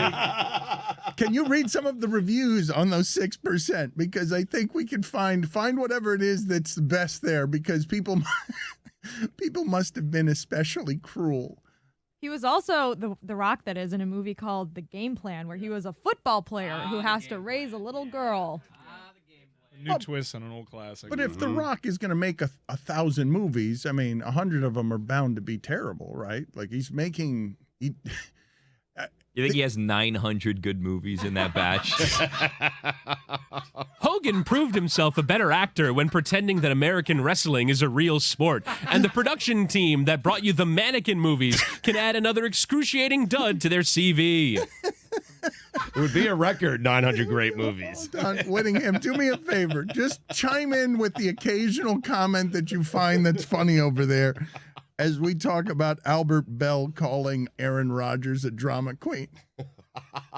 I've lived long enough for that to be something that exists in my life. Albert Bell, who, among many other crimes of sportsmanship, would get so mad in the clubhouse if the temperature wasn't right or the music wasn't right that he would just take a bat to the stereo system or the thermometer. Has called Aaron Rodgers a drama queen. Do you guys have an idea for where Aaron Rodgers is going to end up? Because yes, Tampa. So many choices. You think he'd do that? Tampa, ready-made. I think Tampa. Microwave a dynasty. I think Go Tampa's for it. a spot. I think Denver's a spot. And I think San Francisco is the spot. And ideologically, it's a fit. Do you think he wants to play 2 games against Justin Herbert and Patrick Mahomes every year, though, if he goes to Denver? Because right now he gets the Bears. This is what Albert Bell's point, not mine. He gets to play the Bears twice and the Lions twice, so he's 4-0 automatically every year in the AFC or the NFC North. So you want it easy? Because I don't know. Tom Brady just wanted weapons. Well, Tampa, though, do you want to be the guy who just follows Brady over there? Do you care about that stuff? He followed Favre. Yeah, give a shit.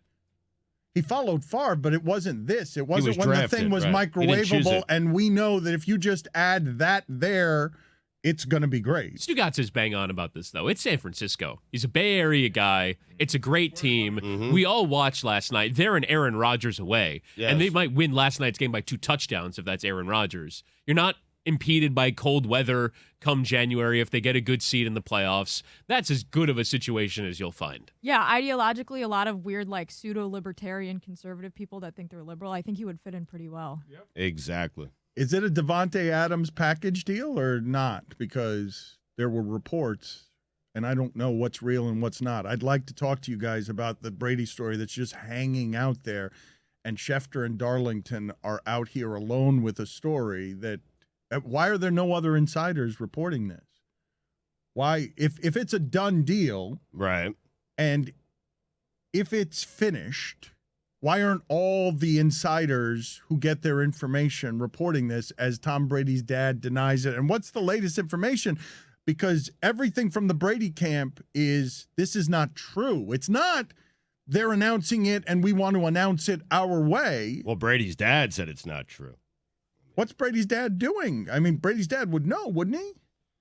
He would know, but perhaps he wants Tom to control that announcement. I mean, that would be my best guess. Maybe he doesn't know, and so he feels hurt, and so he's trying to put it out there so he doesn't feel bad about himself. Maybe Tom doesn't know. Or maybe he's having But second why, thoughts. But why is it being reported, though, if Tom doesn't know? It's a good question. I mean, okay, and why is it out there now?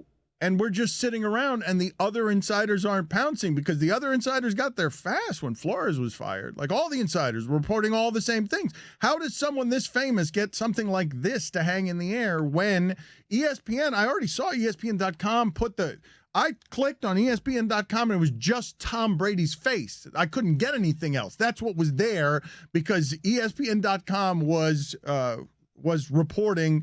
It felt like, honest to God, if I were Tom Brady, I would have enjoyed sort of reading the obituary while I was still alive. Like, oh, this is what it looks like if I retire. I was just going to say, I turned on ESPN to watch their like pregame Sunday coverage, and there was a solid chunk of it during SportsCenter that felt like an in memoriam to Tom Brady. I also read that there might be like a signing bonus situation that kicks in next weekend, so maybe he's waiting for that. So I don't know, but I think like If Darlington says he's going to retire, he's going to retire. He probably just wanted to do it his own way. And ESPN is still running on their chyrons. Yes. Brady to retire. Also, Ian Rappaport came out with the report at the exact same time. Like, it seemed as though the insiders were on this one together. Now, kind of other NFL reporters have been poking holes, and they spoke to Dami, and they spoke to other people, but I think those guys are standing by their reporting. I think they know that they're right. Jess's conversation about a bonus is true. I think February the 4th, he's owed $15 million.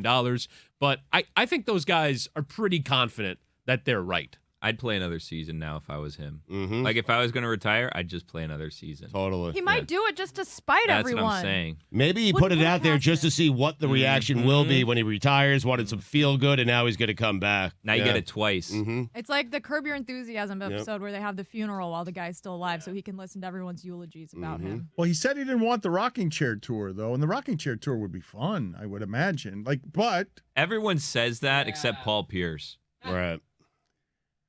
wasn't there someone else that we were claiming was doing the tour and was leaving artifacts that the teams were giving him at various hotels because he didn't want a surfboard? Was it Trevor Hoffman? Mariano got a surfboard. No, so I think he got a sandcastle. Yeah, he got a sandcastle too. Yeah. Right. You guys wouldn't want a rocking chair tour if you were Tom Brady? It's hard to bring back on the plane, Yeah. all the What are you stuff they give supposed to you. do with that sandcastle? Where do you imagine it is? What happened to that Oh, sandcastle? it's like you made me something that I can just take a picture next to. Like, what kind of gift is this? I would put a lot of effort into preserving that. We know you would. I would take it home and be like, all right, where am I going to find a place in my house for this sandcastle? It's going to stay on. Walk us through this, because I think it was like in the bullpen or something. So how would you move? Well, I mean, you don't give the gift with the intent of it just staying there. You'd presume you'd want that person to take home the gifts, and so I would burn some calories and figure out, hey, what am I going to do with this gift that you've given me? Where am I going to put it? Put it by my pool, maybe? Why are you scoffing, both of you, Chris and Billy? Well, because it's all nonsense. Burn what he's some saying. calories. Yeah. What happened? Losing weight have to do with this? Yeah. You expend some energy. What are you doing? Is this just you thinking it's expending the energy of what to do with the sandcastle? Well, I'd make some calls. I'd figure out, I'd ask the person who conceived of the gift. Wait a minute. How do you expect me to take this home? Maybe he came up with the solution. Maybe there's a company that does this. There's a lot of possibilities. I love all of this, and I would like to, if we can, pretend that you were gifted a sandcastle today and see if by the end of the show you can figure out how to take that sandcastle home. Like, where are the calls going? Burn some Challenge calories. Challenge Burn the accepted. calories. Yes. Challenge accepted. Billy, do you want to go out to the beach out there and build this sandcastle? No, we can just say the sandcastle exists. Yeah. Yeah. Okay. Need to go through. I'm not burning any calories. It's Right, cold okay. out there. Mucho frío. Yes, it is cold out there. I wore layers today. Mike, There's places in the country that are covered in like 30 inches of snow. True. Not here though. It's just 50. Ooh. Oh, it's tough. I'll tell you what's rare around here, though. It is rare to get wind blast in your face that's 45 degrees while maximum Miami sun is out. Usually that cold comes with some gray. It's rare around here to get the full bore of the sun and have it be 40 degrees. My incredibly white family is in town, and they were outside yesterday and all just got super sunburnt because they sat outside in the sun for like 20 minutes Loved while it. it was It's cold. a dangerous game, But though. loved they're it. fried But now. lo- but Yeah. Yeah, loved but you it, don't right? think you're getting sunburn. You don't think you're getting a tan, Exactly. and you are. They're all beat red now. I saw yesterday that Tom Cruise reemerged, and he no longer looks like Norm Macdonald. I have my theories about this, Dan, because I don't know if you guys saw the AFC prepackaged pump-up video that they had, which is usually tied to a theatrical release. In this case, it was Top Gun Maverick. And Dan's right. Tom Cruise looked great. He didn't look like Norm. His face, the swelling had gone down. But the first thought that went through my mind was obviously, wow, Tom, good. Like, the swelling's gone down. You got some good work done. You patched that up. But what if he filmed that years ago? Because Top Gun Maverick has been postponed. Yeah, remember, we had, who was the co-star in that film that we had from a Radio Row when he was promoting that film? Like, an entire pandemic happened. They filmed this movie like 4.5 years ago. Miles Teller? Yeah, Miles Teller. He's mad at me, or was. It's a great interview. He's mad at you now. What happened with the Netflix and what happened last week? Why do we have so many problems with these guests? Well, I gave him coffee that was too hot. Mm-hmm. Cuban coffee. I told him right down the hatch. Come on, do it. And he burned his tongue. By the way, just a very quick update on the very serious Pro Bowl. Kirk Cousins just replaced Aaron Rodgers. It used to mean something. I mean, They're down in the fourth quarter. I'm putting a live bet on the NFC. I'll tell you Aaron that. Rodgers is out because of a quote-unquote injury. What injury does he have? COVID toe. COVID toe. Oh, yeah. Did you guys know Tom Cruise never actually jumped up and down on Oprah's couch? He just jumped onto the couch and then jumped off of it. Once. Everyone acted like he had done like the most insane thing in the world. I listened to an entire podcast debunking this interview. really? Called You're Wrong About. One of my favorite podcasts. Not exactly normal He behavior. did. I mean, but it wasn't as weird as I remember it Is being. that Dan's favorite at the podcast time. too? The plot in Mr. Nanny is flimsy. Mostly tenuous excuses for making Hogan kiss a doll or sing a lullaby or dress in purple leotards and pink tutu while whomping on the bad guys. Kiss a doll. Why would I? I'm a man, brother. How dare I kiss a doll? No. Freezing cold takes put out back to back. Nick Wright tweeting out, very public national Chiefs fan, Nick Wright. The Bengals should let the Chiefs score here. Followed by Colin Cowherd saying yes. Because none of us really saw that last play coming. It was weird toward the end of that game, the way that the amount of circling around, running around Patrick Mahomes had to do. It was reminiscent of how and when they lose 31-9 because he's got 3 linemen out in the Super Bowl. What was that on the goal line, Stugotz, at the end of both halves from a team reputed to be clinical about how they approach these things, and furthermore, the team in the league you fear most inside that space? You're almost saying, my God, if I could get a field goal here, I would settle for it at the end of the first half and at the end of the second half. And Patrick Mahomes is running around in circles backwards, and losing the ball and making a field goal. Like, that game could have ended in a much more epic of a disaster than merely losing, because it could have ended with a play for all time that'll get forgotten because Kansas City made the field goal, Stugotz. Patrick Mahomes running backwards in that situation would have been a play that people would have remembered the way they remembered Tony Romo dropping a snap to win a field goal game when he was a holder on an easy field goal. I feel like Mahomes, and he did yesterday, gets away with a lot more than what Tony Romo did. And perhaps it's because he won the Super Bowl, been to 4 consecutive AFC championships, went to another Super Bowl. He's the MVP or 2-time MVP. So Mahomes gets away with a lot more. He would not, if Garoppolo made a throw in a Super Bowl a couple of years ago, he would not with you. You'd be laughing and kicking the hell out of Mahomes today for being a choker in a big situation. It was really strange to see them, especially at the end of the first half, and Mahomes, just to see him not be aware, not know the situation, not realizing they had no timeouts left, and then saying afterwards, I got a bit selfish. I threw that ball out to Tyreek Hill. I shouldn't have done that. It was odd to see them do that. But the reason why Mahomes gets away with it is because it's kind of part of the art. The sideways throws, the 3/4 throws, throwing the ball left-handed, like, it's part of what has made Patrick Mahomes. And to the point of the tweet and kind of like letting them score, I don't even think teams fear the Kansas City Chiefs in those spots. They expect the Kansas City Chiefs to score in those spots. So it's, how do you adjust? Like, you want to give your offense as much time as possible to respond because you just expect that they're going to score. You don't expect that your defense rushing 3 and dropping 8 into coverage is going to be enough to slow them down. We have seen in this postseason all of these games decided by nothing, right? We have seen the Dallas Cowboys get sloppy with seconds and have their season ended, and all of these games, all of them, decided by a whistle, a bounce. How are you handling these 14 seconds? What are you doing at the end of these 3 minutes? You've got the ball, you've got your timeouts. What are you doing inside the 20? All of these games are being decided. Stugotz, it's like seeing all of the greatness in this sport try to get into a phone booth, because Patrick Mahomes, you take away some of his powers.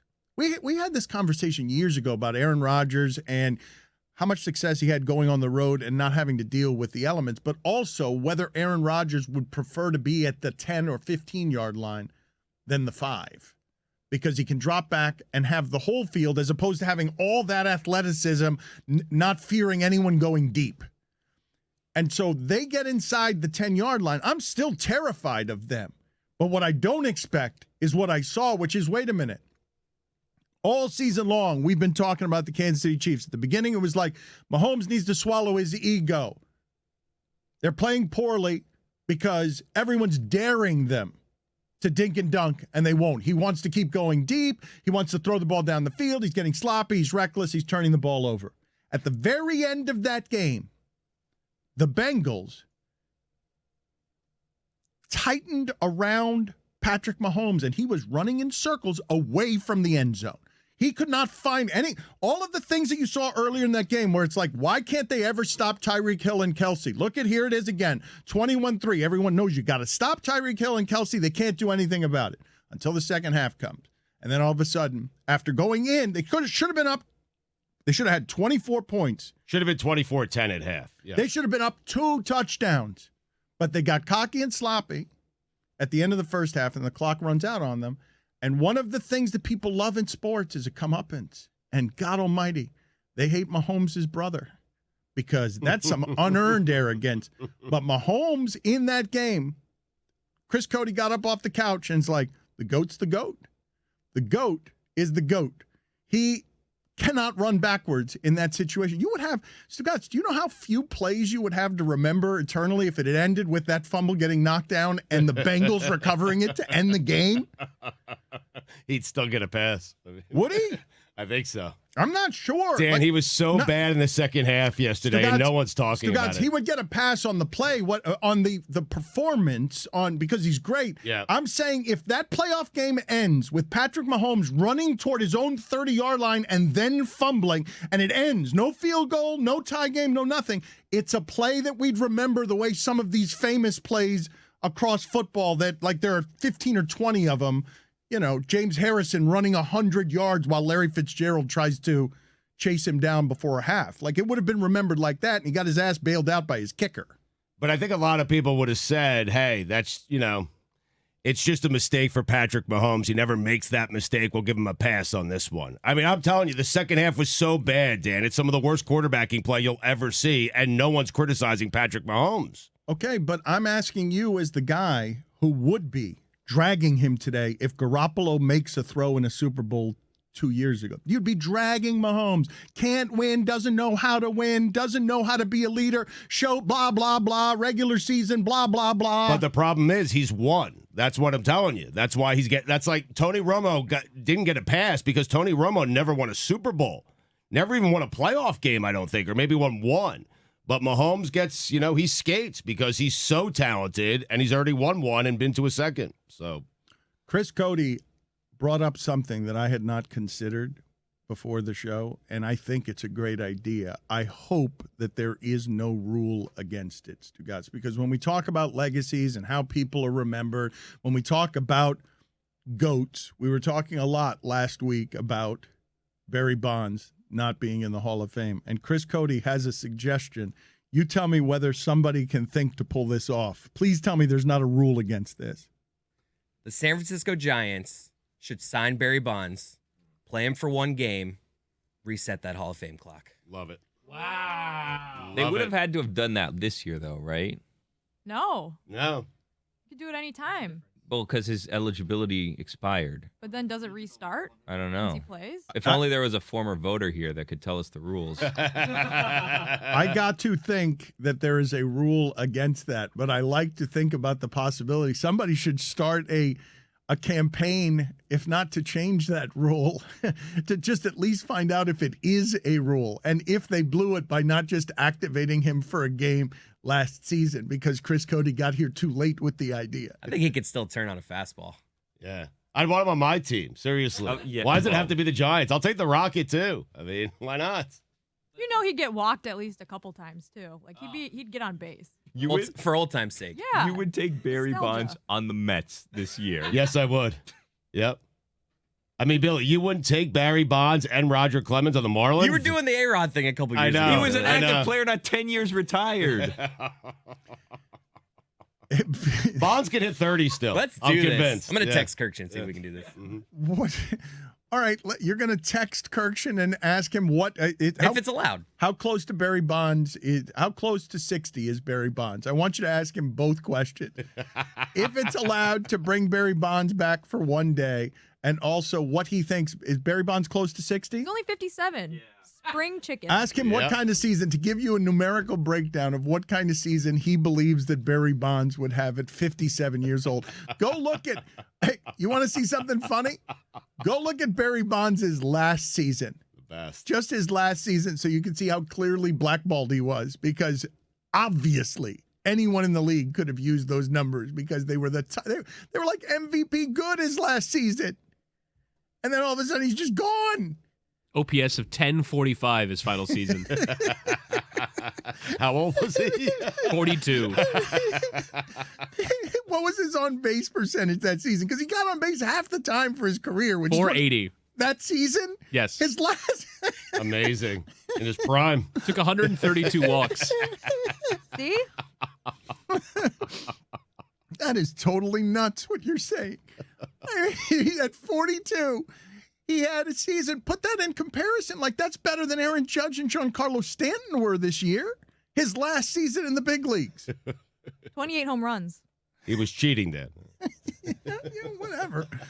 Thank you, Stugotz. You're welcome. Okay, very good. He was cheating, and that's why he's not in the Hall of Fame and why we're talking about all this stuff. I don't know what you think you were proving with that. Yes, he was cheating, and no one else. Just pointing it out. No one else was cheating quite that well. Dan, real recognize real. Stugotz knows a cheater when he sees a cheater. Exactly. Takes one to know one. What? One of the most monstrously agonizing motion pictures to come along this year. By comparison, Stop or My Mom Will Shoot is actually watchable. That was a good movie. Put it on the poll, Guillermo. Was Stop or My Mom Will Shoot a good movie? Stugotz and Billy are together on it being a good movie. Billy, tell me why it's a good movie. Well, I remember seeing it as a child and liking it. Estelle Getty, Dan. Name a bad Estelle Getty movie. I dare you. Mm-hmm. We're waiting. Stop him or My Mom Will Shoot. I saw the stat, Stugotz, that the Bengals have played 20 games this season, and 16 of them have been decided by 3 points or fewer. 16 of those games, which seems a little bit crazy. And most of these games are close, and our opinions can change from half to half and game to game depending on any one little tiny thing that happens. But I do want to laugh at this part of the mythologizing we do around sports, because last week I saw the story circulating, an accurate one, that Patrick Mahomes wears like a Fitbit that monitors his heart rate, and the Fitbit showed that his heart rate was more accelerated when the Bills had the ball. To prove the ice in the veins Love that. theory. Yeah. Yes, you love that. Of course you love that. Yep. But do you love this? Patrick Mahomes, this is from Steve Palazzolo. Patrick Mahomes versus the three-man rush yesterday. First half, 4 for 7, 57 yards. Second half, 3 for 8, 15 yards, interception, 4 sacks.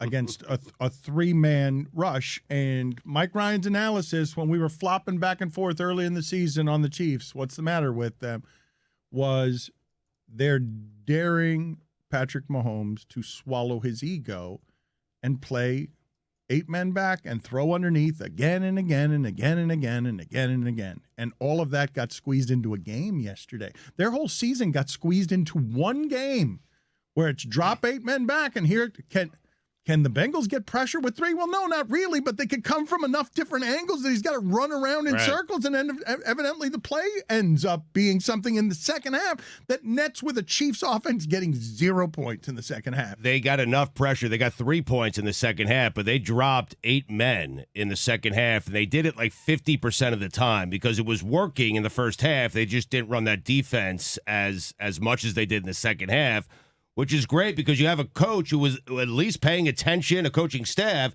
and they're making in-game adjustments, because that really was the difference of the game yesterday. Well, Sam Hubbard had the game of his life, too. Yeah, they got good pressure. The type of pressure that made Patrick Mahomes run around and try to evade that pressure and not have time to scan the field, and then crazy things would happen. I want to talk more about that being what I thought was the story from yesterday. Chiefs losing, I think, is a bigger story than anyone else winning. You may disagree. You might like the Bengals story. I mean, the Bengals winning is a big story. That's man. fine, but I'm just seeing, and this is not surprising, a lot of the conversation today on all the argument shows is, did the Bengals win it or did the Chiefs blow it? Because at the end of the game, the offense that all of us are most scared to bet against in that sport, 0 points with 3 men rushes. That was not supposed to happen. The Chiefs do that to someone else. Yes. The Chiefs go down 24-0 against Houston in the playoffs, and they come back.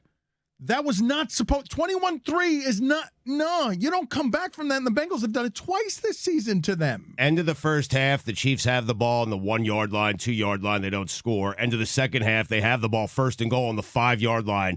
Both of those scenarios, Dan, they come up with 0 points. That's insane for that offense. Can we stop talking about the overtime rules now, though? The Bengals made a stop yesterday. Like, that's how it works.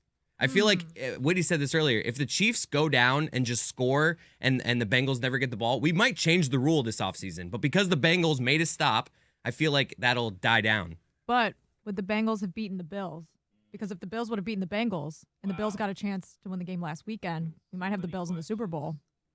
I think we can still argue about it. So many good questions. But since we're here, did the Chiefs lose or did the Bengals win? Because we didn't get to that. It's an excellent question you asked, Billy, but I believe I have a better one. There's been lots of good questions. There are a lot of good questions, yes. Football produces a lot of good questions. What have been the good questions, Billy? The one you just asked, really good, about the Bills and whatever. Yeah, we've established that. I have a question for the group, though, and I have a question for Billy specifically. I believe that I just witnessed the most Billy moment in the history of us doing this. That if I could just take one moment that's not yammering, one silent moment with Billy.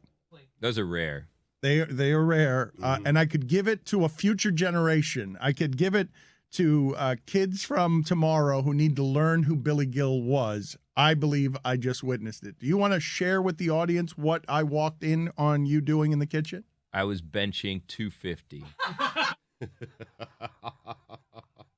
That or no? Billy was dropping Alka-Seltzer into water. Oh. That's Billy. It was after a set. And Billy had already discarded one. Yeah. Well, no. Okay. You walked in and you said, "Is there something interesting down there?" Because I was staring very intently at a cup or the counter. You couldn't tell because my body was blocking. Well, no. it. Let me. I'm going to explain to the audience. He was standing over a small, tiny glass of Alka-Seltzer, the way that a really menacing boss would put both his fists on a table to stand over you. He was standing over the Alka-Seltzer, like really protecting it, governing it, but after discarding a different Alka-Seltzer that was not good enough. Well, yeah, no. You asked me why. What are you doing? And I said I'm making some Alka-Seltzer. And you're like, why are you standing like that? I'm like, I need to make sure that it Alka-Seltzers correctly because my other batch didn't rise properly. I had to toss it out. And then I said, luckily, I had another one in my backpack. I had 3 Alka-Seltzers in my backpack. And You always do. I know, but here's the thing. The first one, the expiration date hadn't come yet, but it wasn't rising. It wasn't doing the thing right. So then I had 2 others, and then I realized they all had different expiration dates. So that tells me they came from 3 different batches I had of Alka-Seltzer. Oh, jeez. Yeah. Thank God. This is the And one might be a bad batch. Yeah, well, because I had I had fire in my esophagus Right. that I needed to kind of get under control. Mm-hmm. So I needed Alka-Seltzer, and I got it. Yeah. Yeah. See, I pegged Whitty as having Alka-Seltzers today after his first beer shotgunning. yeah. against Yeah, the how are Ravens you? You're last really night. hungover. You okay? I How actually was your stove alarm this morning? I had some Alka-Seltzer last night. Really? What I kind? did. Extra strength? Was it the red stripe? Actually, it was the cold medicine one. Oh. But I never had Alka-Seltzer before. Cold It was medicine. a day of firsts. Yeah, but why the cold medicine? drinking? No, I wasn't feeling great last night after coming in from the Oh. cold, so I just decided to. It's the alcohol, though. I mean, the couple of shotgunned beers. Well, one I did. love that Whitty refused. No, he 2, I one. think. He tried one. We and have more if you want to give it a go again. yeah. I'm a pro now, so why All right, not? let's do it. Look at us with a kitchen now. And you guys I've often argued that the best banter comes from a kitchen. A couple people just hanging out in the kitchen, making some coffee. Yep.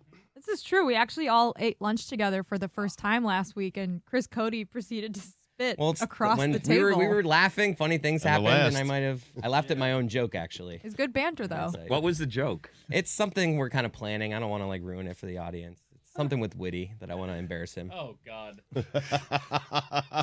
Billy, 3 Alka-Seltzers from 3 different packets. I have one more. What I did was I went with the September 2022 edition of Alka-Seltzer. That was the expiration date. Because I tried originally with May, and that one didn't rise. You know one time I had... Let me not say it.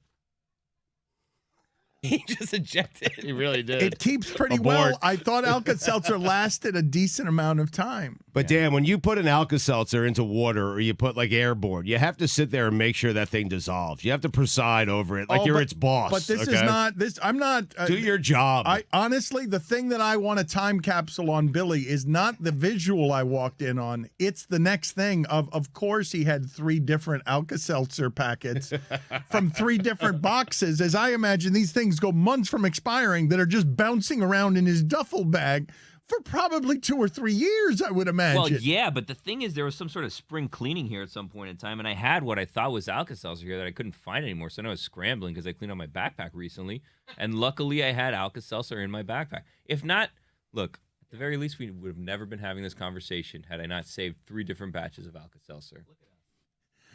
Chris Cody yesterday, we were thinking about starting the show after that game where the Chiefs lose in overtime by just looking at each other and saying, that tennis today, huh? Oh, the best.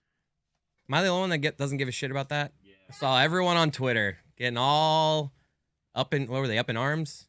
No. Happy? Were Yeah, they up in happy? arms. Up in Yeah. arms is something that you would do if Happy. you were headed to war, not. Controversy. He just went with happy. You thought they were getting all up in Twitter arms? seemed up in arms, but I guess they were happy. So whatever they were, the happy version of up in Like arms. the That's wave. what Twitter was. I know Stugotz watches tennis, so I'll let you Well, I do just it. watched the majors, but why are you not into It tennis? just seemed like a lot of people were coming out of the woodwork. Agreed. Really? I mean, agreed. But we It's- do for the majors, of course. Okay, we're all into our own sports. I don't want to like poo-poo on this. It seemed like there were a lot of fakers on Twitter. But Chris, what I would say to you is that the people watching yesterday, it'd been 15 years since Nadal had come down 0-2. He's in this epic fight against the best tennis players we've ever seen.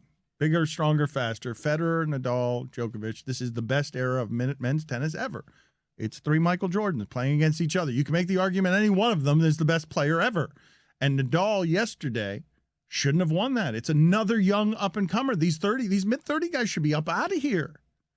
It was such a great match from this standpoint. Mike told me a while back that Medvedev was going to be good, and he's not only good, but he's great. He just won the U.S. Open. I think he beat Novak Djokovic in the U.S. Open, and then he's going for the Australian Open, and he's up 2 sets against Rafael Nadal, and Nadal changes his entire strategy because the days of Nadal just sitting there on the baseline and exchanging ground strokes with you is over. He can't do it anymore, at least not against Medvedev. So he changed up his entire strategy where he drew Medvedev into the net with drop shots, and he got himself back into the match, and then the crowd started to get behind Nadal, and it was just one of those great matches. It's a top 5 tennis match for me of all time. It was fantastic. that was just a good Thank you. That's what it sounds like when Stugotz is actually watching the things.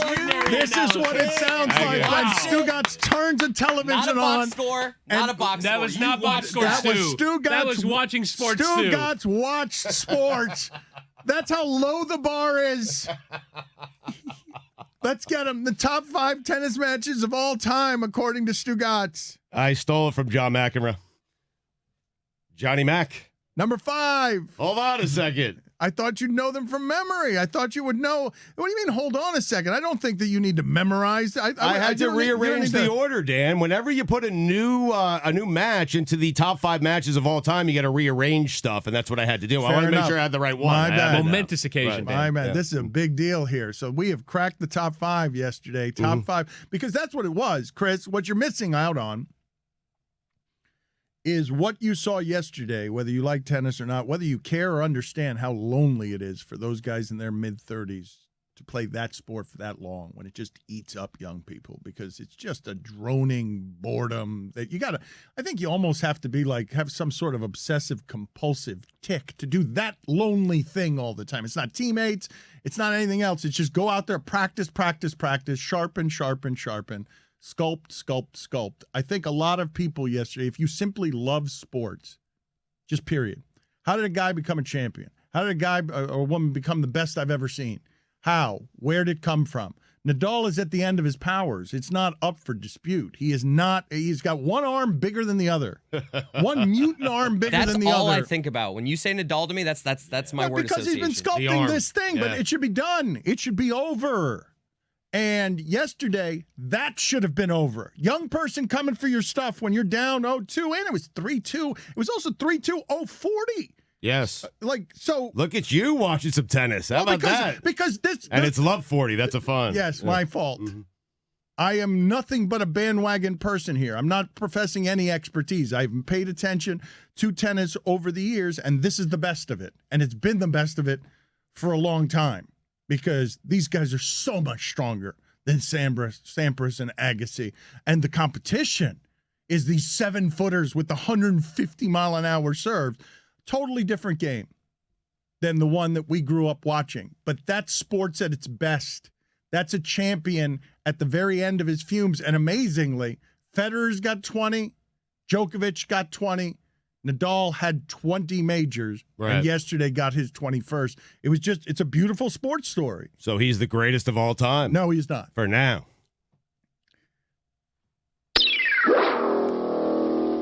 Rihanna is pregnant. What? Rare pop According to culture the- news that Dan doesn't break to Jess. Seriously, I was waiting for Dan to tell me. He didn't do it. 16 minutes ago, the Daily Mail published a story. Rihanna is pregnant. Riri. Singer, 33, reveals she is expecting her first child with A$AP Rocky as she shows off her bare baby bump in an $8,000 Chanel coat during a stroll around Harlem in freezing temps. It's a little bit of a wordy headline, but the substance is there. There's photos of her with her baby bump. If there's Wow. punctuation in your name, should we address that? Because you said ASAP, there's a $sign in his name. So why do we pronounce that as an S? How would you pronounce A it? $app Rocky. How do you say Kesha? Ke $ha. Yeah. You think we have to be correct there? Respect Ink. Respect their $signs. I mean, if you're going to put punctuation in your name, then I will address you as such. Oh, God. Such an ass. How's that Sandcastle project coming along? You Burning burning some calories. calories.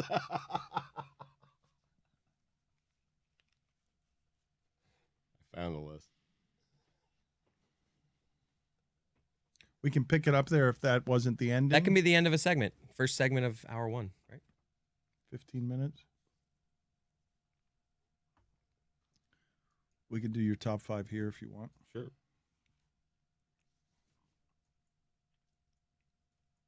I know Mike will agree on number 1. I'm not sure about the rest. I could pick it up right there if you want, Mike, or if you want to take a break, you tell me. No, you can pick it up right there. I did some number crunching on their play-by-plays. Know exactly where the Chiefs lost this game against a 3-man front. What do you do against a 3-man front, Stugotz? Are you a genius? You don't have to be to know this. You run the football? You run the football against a 3-man front. What did Kansas City do? Pass. Not run the football. Not run the football. They did not run the football. When they led 21-10, they opened up their first series with that lead, and they ran the ball for 6 yards.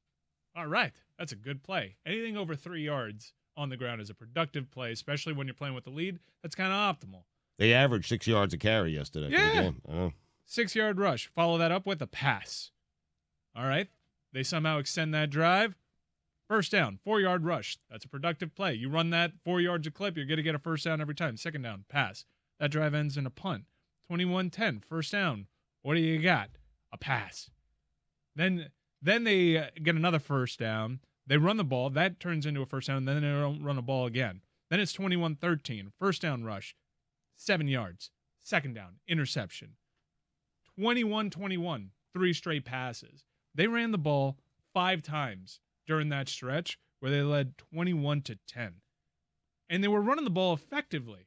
It doesn't make any sense that they just stopped running the ball. I thought that yesterday what you saw or felt or whoever it is that was rooting against the Kansas City Chiefs, what you felt was a comeuppance of arrogance, of at the goal line, flippancy, sort of like we're so good at this that we can spin the game on our finger.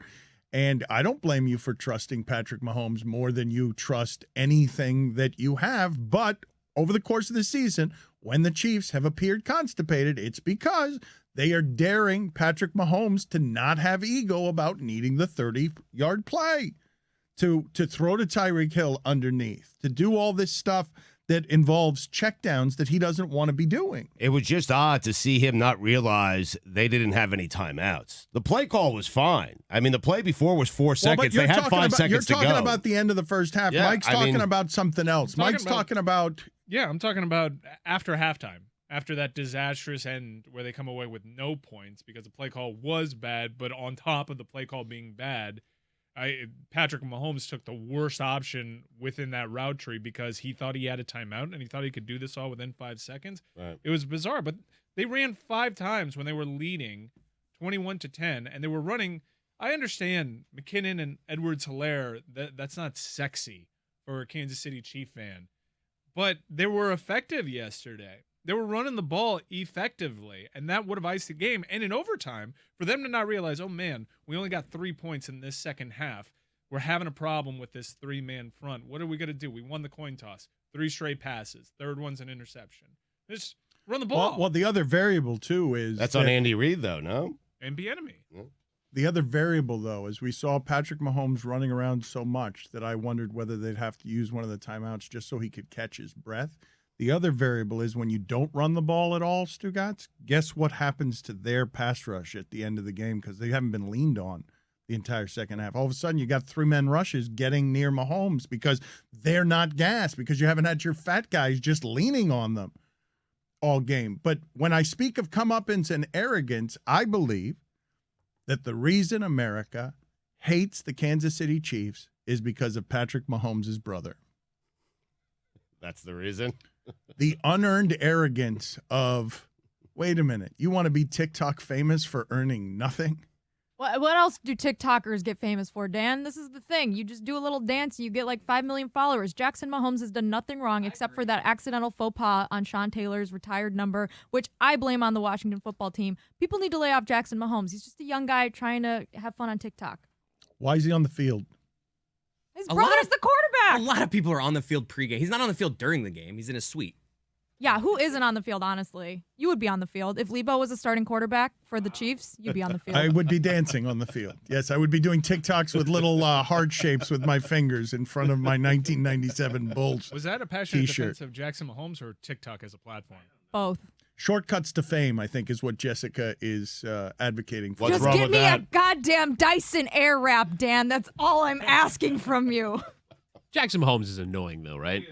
Like, we don't Objectively annoying. Yeah, just objectively annoying. Like, just look at him; he looks annoying. Yeah, but the criticism he gets, I'm with Jess on this. It's way too extreme for how harmless he really. The biggest thing people can say is that he stepped on the Sean Taylor thing, and that was an accident. I mean, he might have just not been paying attention, but that was not him. I'm gonna step on Sean Taylor's thing. He just kind of was dumb. I do think, though, that people do have, whether it's the Kardashians or anyone else, there is a reflex to fame that's not earned. And he is just trafficking on his name. Like, there's nothing else he's doing other than being the brother of Patrick Mahomes, who is annoying. It must be hard to be the brother of Patrick Mahomes. He wants to have fun on TikTok. That's People it. follow him because of who he is. It's not like so he should say, hey, don't follow me. No, they follow him because they might get a glimpse into Patrick's life. It's not because well, you tell me. I don't know anything about TikTok. I just know he's annoying people. I could tell you this. When we were at Lake Tahoe and Jackson Mahomes was there with Patrick, my daughter wanted to meet Jackson Mahomes. She had no interest in meeting Patrick. She wanted to meet Jackson Mahomes. And I think the internet is equally as annoyed with his wife as Jackson, I would say. But I think Jackson, I just see there's some stuff that he gets that I feel like is just, I don't know, I just feel bad for him at times because it seems people can be mean on the internet and it's just, I don't know. I agree with Chris. There's also like thousands of these people now that exist that are famous on TikTok for doing pretty much nothing and have this like weird internet fame. Everyone just hates Jackson Mahomes because he's like Pat Mahomes adjacent. So it's like a football thing we can all be like, look at that asshole. We all hate him. It's like, okay, he's like, what, 20, 19? Yeah, and also just let him be annoying. A lot It's of the fine. people who are criticizing him are not in the realm of people like, that have 6 million TikTok followers you've never heard of before.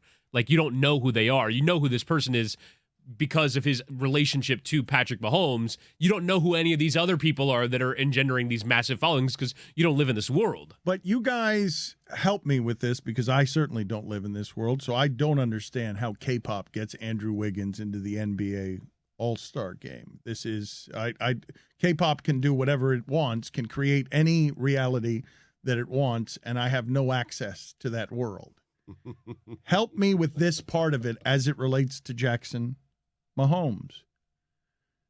If you guys are defending him on the internet can be cruel on this TikTok fame, why is he entitled when no one else is entitled to this, that fame that doesn't come with snark when it's on the internet of all places? Like, you say people are going to get carried away, but this is a comment section comes to life that's making you famous. You think you're just going to be famous with all applause?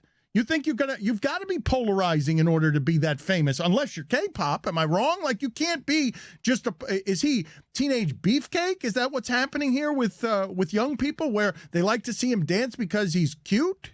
No, I mean, part of the reason that I think it's like too far is because it's not people criticizing him and being like, oh, you're just famous because of your brother. It's people saying like truly horrible things to him in the comment sections now, calling him names that like are super offensive. And so I will stand on this hill. I will die on this Jackson Mahomes defense hill. Like, people just take it too far. No one deserves harassment just for existing. No, but Jessica, this is the thing that we're doing with TikTok fame and shortcuts to fame with young people. Like, this is a cesspool that will absolutely swallow them if they care too much or grab any of their identity from how many followers they have from a fame that's adjacent. A fame that's borrowed, a fame that will be filled in a comment section every time with "you're not your brother."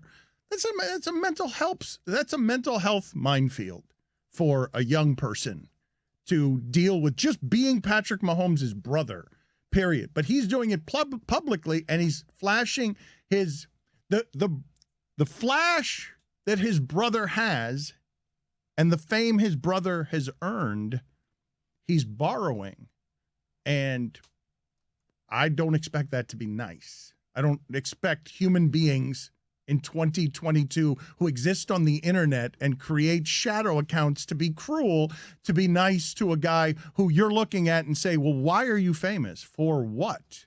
Right. People are jealous because people wish that their brother had a $500 million contract so they never had to work a day in their lives. And they're like all up in arms that he's doing these TikTok dances. Like, all right, he's not a war criminal. Everyone just settle down. And Dan, if you can't handle that, you should never watch Euphoria on HBO now, because the young people these days, you're not going to like any of that. No person who either has a child or is planning on having children should watch Euphoria.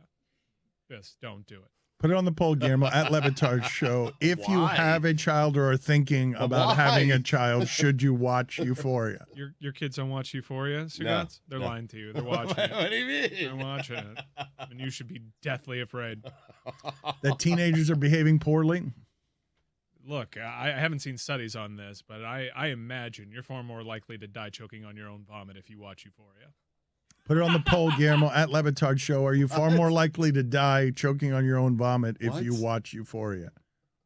It does kind of stylize this lifestyle that is not at all rooted in any sort of reality, as far as I can tell. It's very fantastical and graphic. And I don't really watch a show, my wife does, and I saw a scene where there was like a whole like very dramatic monologue with a penis hanging out of someone's pants. Spoiler alert. It's just a lot. The penis was urinating while it was out. It's just a lot, and it's pretty to look at, and they play good music. Penis? I think you walked into that one. You did. I think in 2022 there's a penis quota on HBO. Like, you have to meet the quota. They to are have your showing a show. lot of penis on HBO. I think I saw one on the Righteous Gemstones the other day for no reason at all. Penises are funny. They are funny. I've Put it on the seen, I've poll. seen 50 on Righteous Gemstones. Put it on the poll, Guillermo, at LeBatard Show. Our penis is funny. Is it peni? Is it penises or peni? I think Like penises. octopuses, Yeah. Ask octopi. Woody. It's penises. Just one last thing on the Jackson Mahomes thing, because I don't like I'm not jealous because he's Patrick Mahomes' brother. I don't think of other siblings that are related to star NFL quarterbacks. No, I don't like TikTok dances. I think you look like an idiot when you're doing a TikTok dance. I don't get it. I'm not in the age group. Like when some people that are younger who maybe watch Euphoria are watching a TikTok dance and see him doing it, they're like, "Wow, that's really cool. He's really good at it." For me, it works the other way. I'm like, "Wow, that is not at all for me. That is actually kind of annoying me. Why am I feeling this way?" I've tried it. Seen all the TikTok dances that pop on Twitter, and I'm just like, You've seen them all? all the ones that really pop and sizzle, all the ones that transcend just that platform because I'm not on that platform, and I'm like, I just flatly don't get this. It's annoying to me. Is it because we're old? Yeah, that's what's happening there. But I gotta think that there are some young people too that are just like, I don't get the dances. I'm on TikTok and I don't get the dances. That's fair. It's just a thing people do now. And if you don't like the TikTok dances, that's 100% fine. You probably will not become the next head coach of the LSU Tigers, but it's just your opinion, and that's fine. You're not going to go out of your way to cyberbully someone for doing them. You mentioned the coaches of the LSU Tigers. Brian Kelly is again doing, I don't know what the name of that dance was that he was doing from Pulp Fiction and the 60s, where you run your two fingers across your eyes. I don't know what what is that called? That dance has Why again with this platform? It's way too small to be doing this with the recruits. I just love, though, when talking about LSU head coaches, that I'm thinking to myself, and I didn't know which story to go to. Should I go to Brian Kelly dancing like John Travolta from Pulp Fiction, or should I go to Les Miles saying when Jamar Chase was coming out of high school that he couldn't play wide receiver? Les Miles decided to champion. Les Miles surveyed Jamar Chase out of high school and said, don't play wide receiver. It's called the Batusi. Ah, the Batusi. Oh, yeah. Yes. Batusi is performed by making a horizontal V sign with one's index and middle fingers of both hands and drawing them across in front of the eyes, away from the center of the face simultaneously with the eyes roughly between the fingers. The Batusi is a 1960s-style go-go dance invented for the Batman television series. Batusi sounds like a 4-time Pro Bowl linebacker. From Oregon. Yeah. We've been talking a lot, Stugotz, about the changing of the guard at the quarterback position as Brady might retire, Roethlisberger does retire. The young guys are coming, and you've got one of the old guys, Stafford, in the Super Bowl, and one of the young guys, Joe Burrow, in the Super Bowl. But one of the things we have not talked about as much is what Seth Wickersham writes, which is that Sean McVay is 36 years old. He's had a winning season every year. He's been a head coach. He's beaten Bruce Arians, Pete Carroll, Kyle Shanahan, and Sean Payton in the playoffs, and has reached 2 Super Bowls. And he's done it with 2 different quarterbacks as well. And the young coaches are coming for the Arianses and the Belichicks. I guess Tomlin is now an old coach. The young guys, the math, the scheme guys, Right. they are coming for the throne as well. Because we've been talking about these old coaches. Bill Cowher on the set of the musty NFL show. Right. And now his replacement, Mike Tomlin, one of the organizations that doesn't have a lot of coaches. Mike Tomlin is also an old guy. And here's McVay again, where you're looking at what he did with Goff, which is the greatest reinvention of a quarterback from one year to the other. And Josh Allen has been better since then. But Jared Goff was terrible. And then McVay got there, and Jared Goff was not terrible. And when he traded for Stafford, we all saw this as a possibility. The moment he traded for Stafford, just based on plugging him into that system. Yes, but also based on the rest of that team, because we knew it was a talented team. But you're right. But McVay has to win a Super Bowl. Like, do that. You haven't done that. Okay. Do it. Fair enough. Yeah. There it is. The advice for McVay. Don't do that, 36-year-old guy. Do that. You're right. Do it. I mean, But he's 36. I know. You've said that a couple of times. I mean, it's just crazy. Stugotz. You wouldn't trust. There was 10 years ago. You would not trust a 36-year-old with anything in that sport. Brady won like 4 by 36. Yep. How old is Zach Taylor, by the way? Not 36. He's not old, right? Wasn't Tomlin 38. 36 when he made the Super Bowl the first time? I could be wrong. Maybe he was 36 when he became the head coach. You guys ready to do funniest thing from the sports weekend? Everyone ready? A lot of funny stuff. How do you feel about the funny stuff this weekend, Chris? Was there a lot of funny stuff? Medium funny stuff? I'd say medium rare. All right, medium rare. Okay, Guillermo, also put it on the poll. Who's more annoying, Patrick Mahomes' brother or Patrick Mahomes' fiance? Let's do funniest thing from the sports weekend. Hey, people, tell us what in the sport made you laugh hardest this weekend. It is a segment we call What Made You Laugh This Weekend. Ha ha ha! Funniest thing from the sports weekend is brought to you by CBD MD. Chris Cody, what was the funniest thing from the sports weekend? I mean, there's one right answer here. Everyone's playing for second place. Witty's first attempt at shotgunning a beer last night. Adorable. It was as bad. The entire Miller Lite ended up on the couch and on the floor, correct? I was given bad instructions. That's not true. You watched a YouTube video before. I didn't. I saw I stopped at cutting the hole and I thought I had it down pat, but I guess I needed to keep going. You never got to the YouTube video? No, I mean I watched it without I watched it Dan style. I watched it without the sound on. Oh my God. You watch YouTube videos the way No, the I rest was- of us read articles. I It's was like, I sat, got I two was paragraphs sat on and the I'm good. couch in the middle of the show trying to figure out how I was going to do this because at some point I knew the attention was going to turn to me, try and shotgun a beer. And so I tried to put it together as quickly as I could. But you know what? I learned. I took in some coaching, and I thought the second one went pretty well. What was the funniest thing from the sports weekend? I'm going to go with Mike Brown, the owner of the Cincinnati Bengals. The coat that he was wearing while receiving the AFC Championship trophy. It's a coat that you would wear if you were trying to stack two people on top of each other in the movies and have a coat cover the both of you. Like a trench coat? Yes, it was a trench coat, but bigger. Billy, what was the funniest thing from the sports weekend? The halftime show at the AFC Championship game drowning out the CBS halftime show. It was so loud. Boomer Esiason said at one point, I heard nothing you said. I'm going to talk now. He turned it like to Nate Burleson. Because there was a giant Booms box behind Booms. Like, what was that? Boombox? No, I called it Booms box because of Booms. I didn't throw an extra S in there because he just did Booms. Oops, box.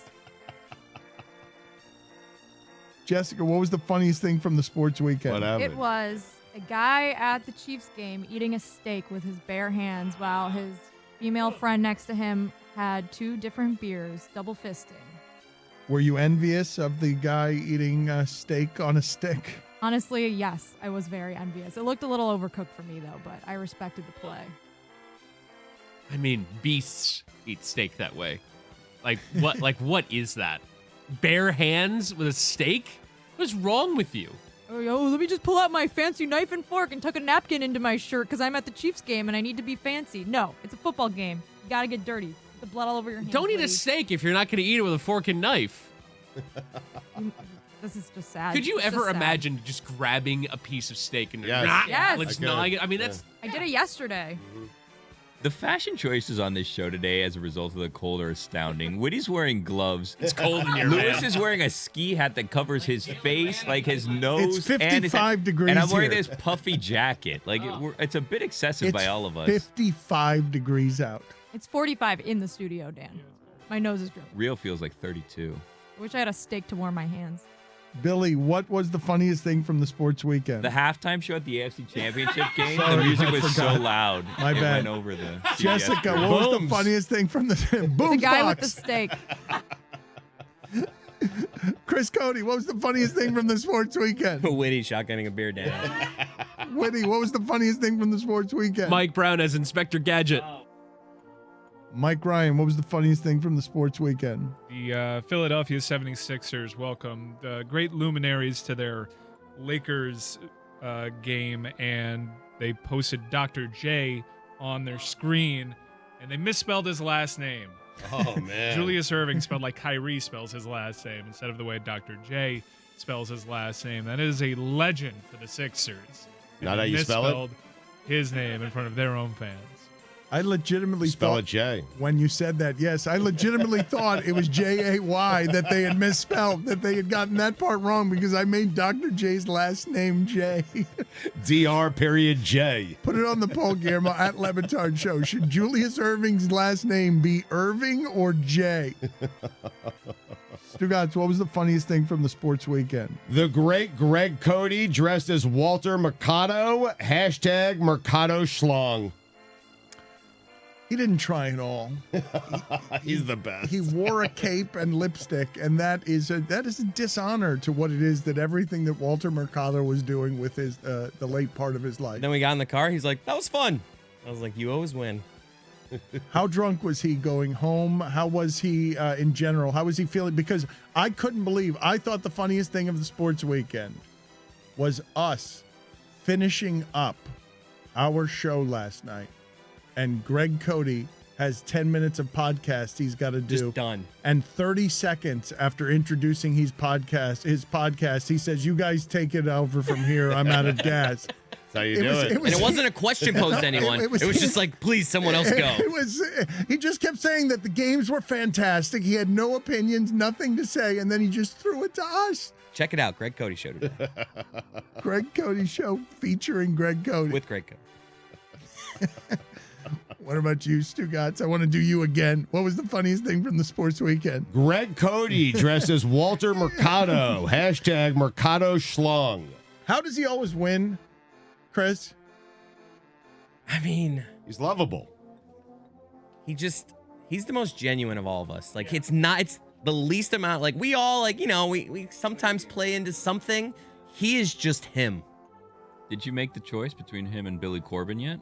Or no? Because he laid down an ultimatum. Mm-hmm. Where are you guys on whether we should have censored what Billy Corbin said? My dad's sensitive.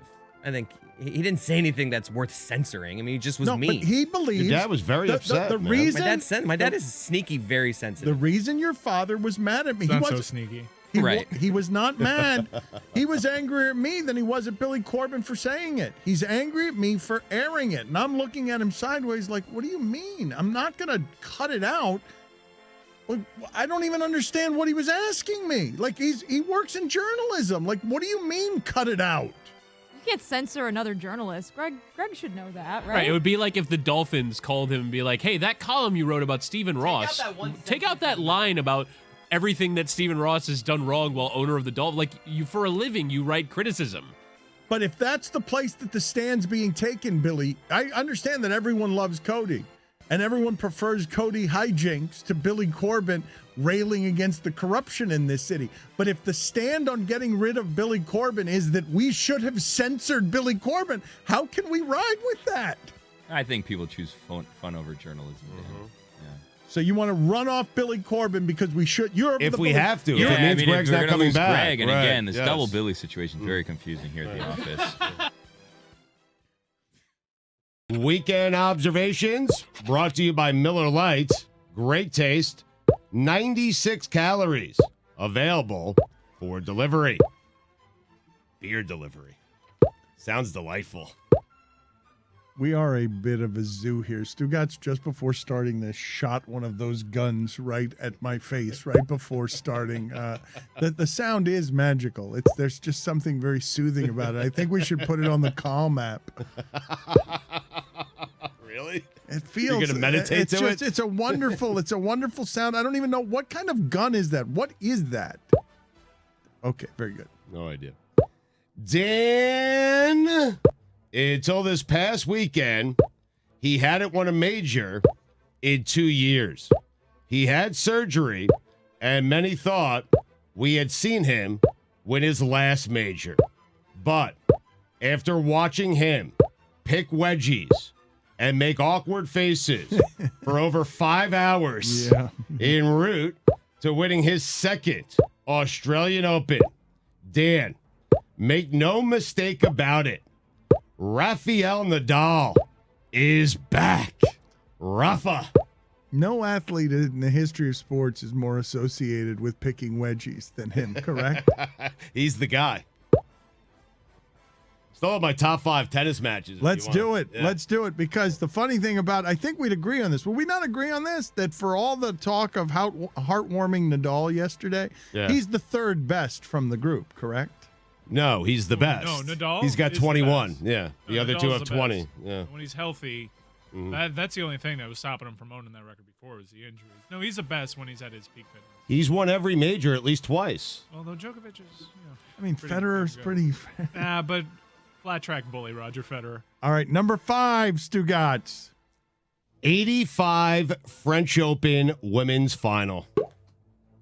Chris Evert, Martina Navratilova. Navratilova had won like 7 straight. Everett wins in 3 sets. She retains her world #1 ranking. How about that? Number 4. Nadal Medvedev, 2022 Aussie Open. We saw what happened. We discussed it. I told you the whole deal. Mike is now actively firing that gun into the studio glass. Number 3. Dan, 1991, 4th round, U.S. Open. Connors Krickstein, one of the great matches of all time. Connors, ranked 174th in the world, wins 7-6 in 5 sets. Incredible U.S. Open run. He points at everyone in the crowd. It was fantastic. Jimmy Connors. That's tennis. Jessica, it's pathetic when you do it. You're doing it the wrong. The timing is wrong. Sexist. Wow, that was quick. Number 2. Damn. Number 2. Number 2, Stugotz. 89 Wimbledon finals, Dan. 22-minute, 34-point, 4th set tiebreaker. Borg versus McEnroe. Borg wins in the 5th set, 8-6. Are you now alleging that yesterday's match is the greatest of all time? No, that was number 4 on my list. Oh, I'm sorry. I was distracted. Nadal by the gun. Medvedev 2022 Australian Open Finals. My bad. I'm sorry. You got it. Number 1, the best tennis match of all time is blank. Mike, this is important. I think you agree. 2010 Wimbledon, 1st round. I know it's odd for a 1st round match to be the greatest match I've ever seen, but right. This match lasted 11 hours and 5 minutes over 3 days with John Isner finally beating Nicholas Mahutz 70-68 in the 5th set. It is. It'll never be topped. Ever. 70-68. The match took 3 days. All right. This is nonsense. This is totally distracting. Now you got 3 of the guns popping in the other room. Everyone's just popping their things whenever they want to. Keep it going. Death, taxes, and Anthony Davis coming back from injury, playing 1 game, and sitting out the next one. AD, very wordy. Death and taxes. Even when Tom Brady himself announces his retirement, I still won't believe it. He'll have to go a full year without playing football before I start believing him. Full year. I meant to ask you guys, we did not talk about this at all last week, but it was reported, Stugotz, that Sean Payton, before that Dolphins game this year where the Dolphins went up to New Orleans and won, it was reported that Sean Payton had called Drew Brees to ask him if he would come out of retirement just for that game. And No way. And if he had, he would have won that game. Like, he would have been better than... He'd still be the quarterback. He would have been better than whatever the Saints were going to do. The Saints got shut out, correct? It was Trevor So they Siemian. scored 3 points. It No, was it Ian wasn't. Book. No, it was not Trevor Siemian. They did not get shut out. They Oh, were was it? dying to have Trevor Siemian. It was Ian Book. Oh, that's right. That's right. Yeah, no, that was a report that was going around. They also inquired with Phillip Rivers. I think Breeze answered the call from a golf course. It was like, no.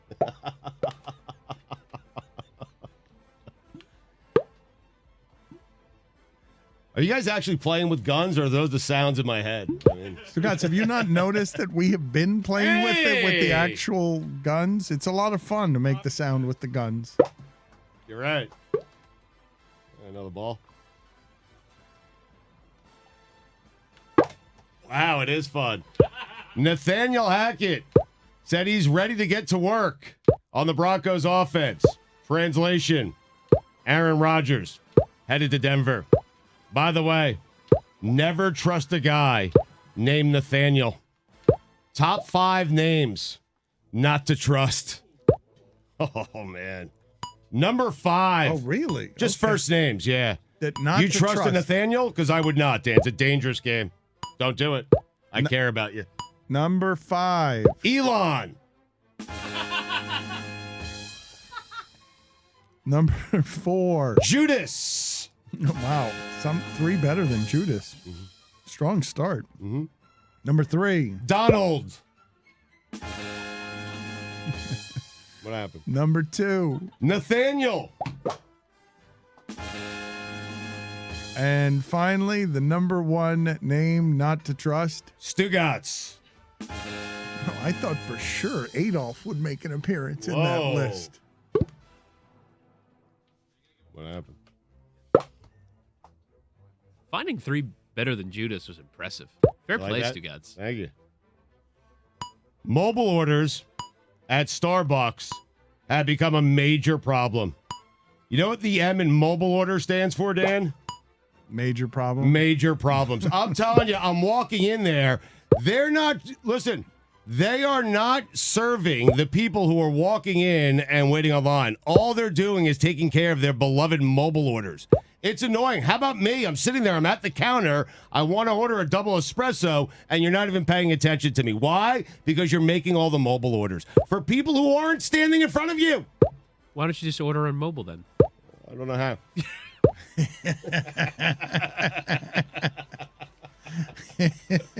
There it is. And there it is.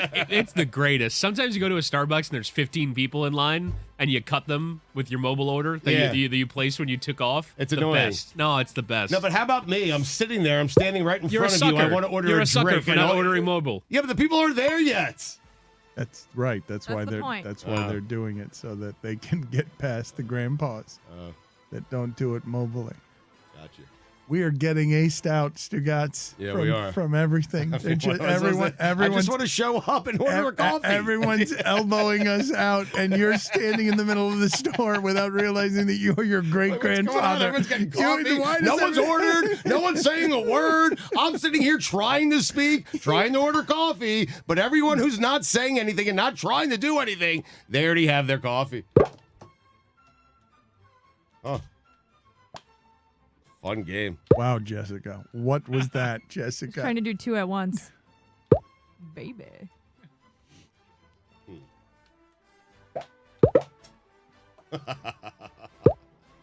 Where was it? Tom Brady, Dolphins president, collision course. What? Yeah. Michigan ties. Yep. Michigan Building man. a house in Miami. Retired, according to Jeff Darlington and Adam Schefter.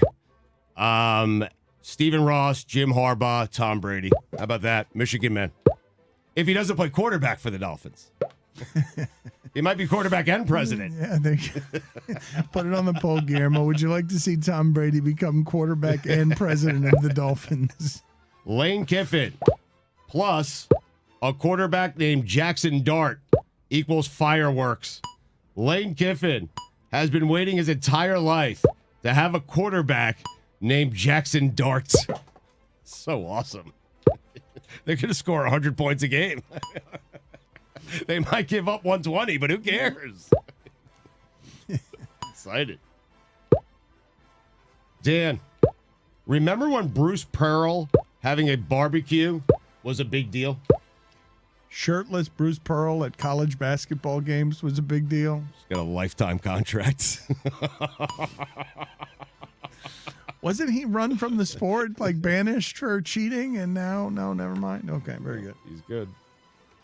You know he is, right? Auburn's never been ranked number 1 before. Auburn's very good. He's a very good coach. And so they gave him a lifetime contract. 3-year banishment for Bruce Pearl. Now he's back. He is back. You know what the number 1 women's tennis player in the world had in Australia, Dan? Nope. A Barty party. Down under. The B in Burrow stands for bling. Cooper Kupp. No one can figure out how he's so good. Dan, you know what the K in Cooper Kupp stands for? I do not. Caucasian.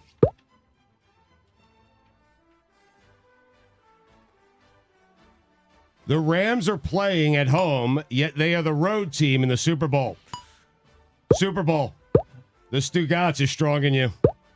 Jimmy Garoppolo. I saw a kid, by the way, Stugotz. A kid's got like 15,000 signatures, or maybe no, it's 100,000 signatures for Super Bowl Saturday. About time. Your idea. Mm-hmm. Your idea. Yep. We'll talk about it later. Let's get that kid on the pod. God bless football, Billy, if we can. And Dan won't talk to him. Steal his idea. Tell him he stole your idea. This thief. Oh, I will. If Stugotz knew how to use change.org, he could have done this himself. Change.who? What's .org? Yeah, if that's not going to be on the tombstone of Stugotz, what's .org? .com. And what's giving? I'm shocked that Stugotz has not started a number of .orgs. He just doesn't know how. He needs you guys to set up the website for him. Am I missing something? Like, why should I? No taxes. Oh. Is Whittingham's resume on his own website, and is it like chriswhittingham.edu? It's a great idea. Let's start chriswhittingham.edu. Better do it before the end of the segment. Or before I do it and make you pay for it.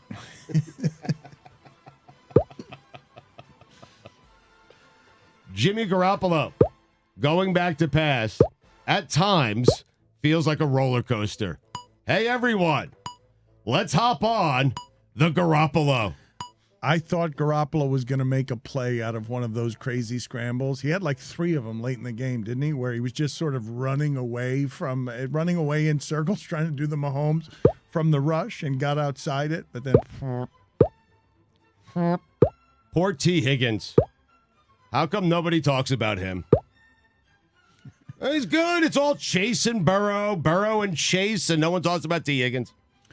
It's true, but I also think that T. Higgins is getting those kinds of numbers because Jamar Chase is taking the rest of the... there it is again. I mean, he had the numbers before. Number Jamar one Chase. receiver? Yeah. Number one T. receiver? Higgins would be a number one in several. T. Higgins is In fact, good, I'd venture man. to say that maybe even Tyler Boyd could be a couple teams' number one wide receiver. No, their receivers are all good. There's no disputing that.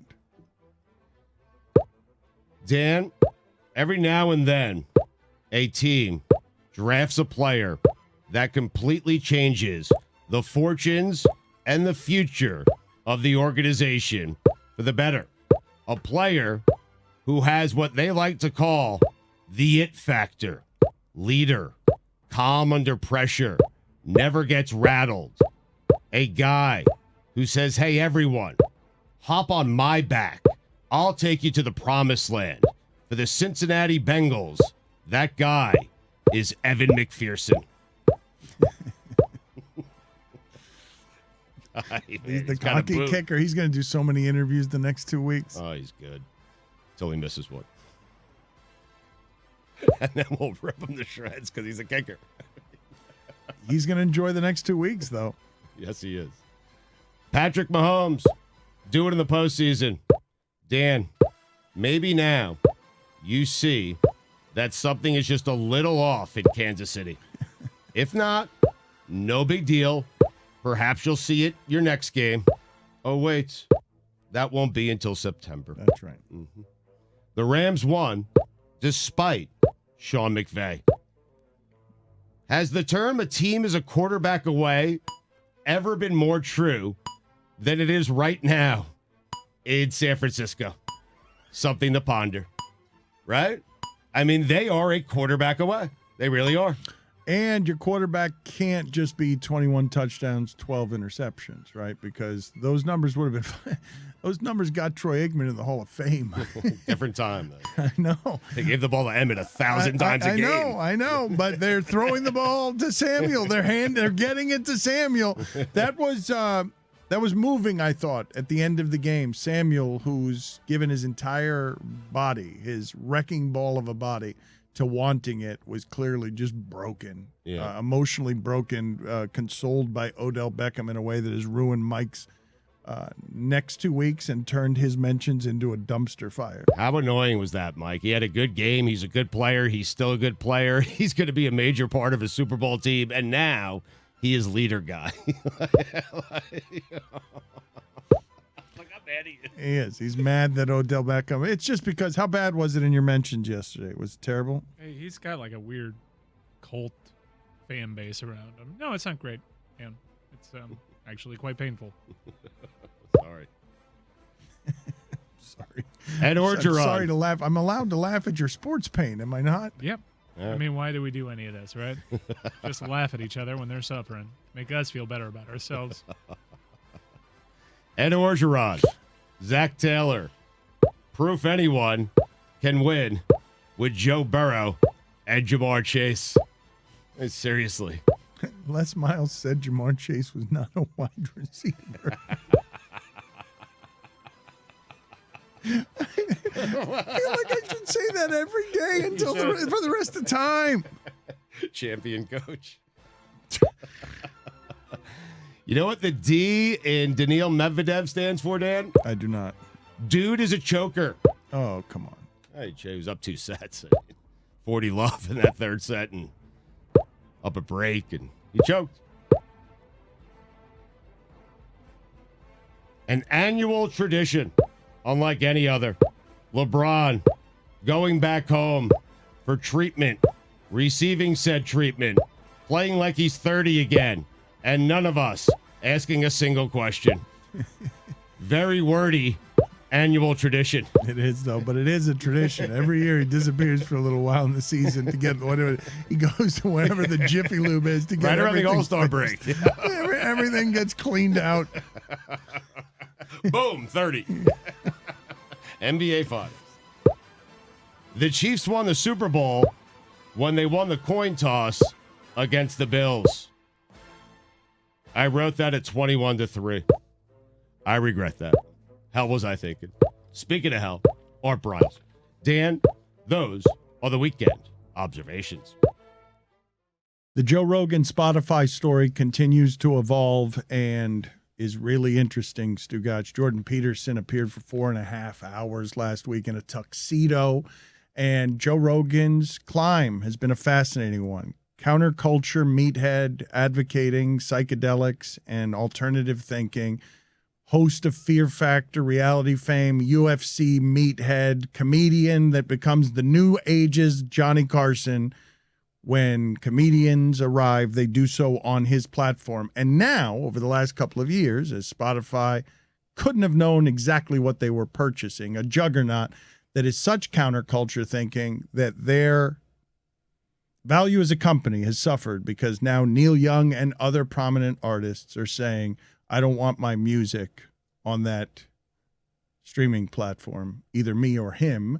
And that has created a real set of problems for Spotify here and a real set of problems for Joe Rogan, who is now, I imagine his audience doesn't like seeing these quotes from Joe Rogan because he's feeling the pressure. He could not have imagined that his podcast would become something that he now has to go on Instagram and speak in a way that feels a little contrite for Joe Rogan, saying he's now going to balance some of his opinions. Now, I don't know how Spotify, honestly, I don't know how Spotify allows me to get history's catalog of music for $10.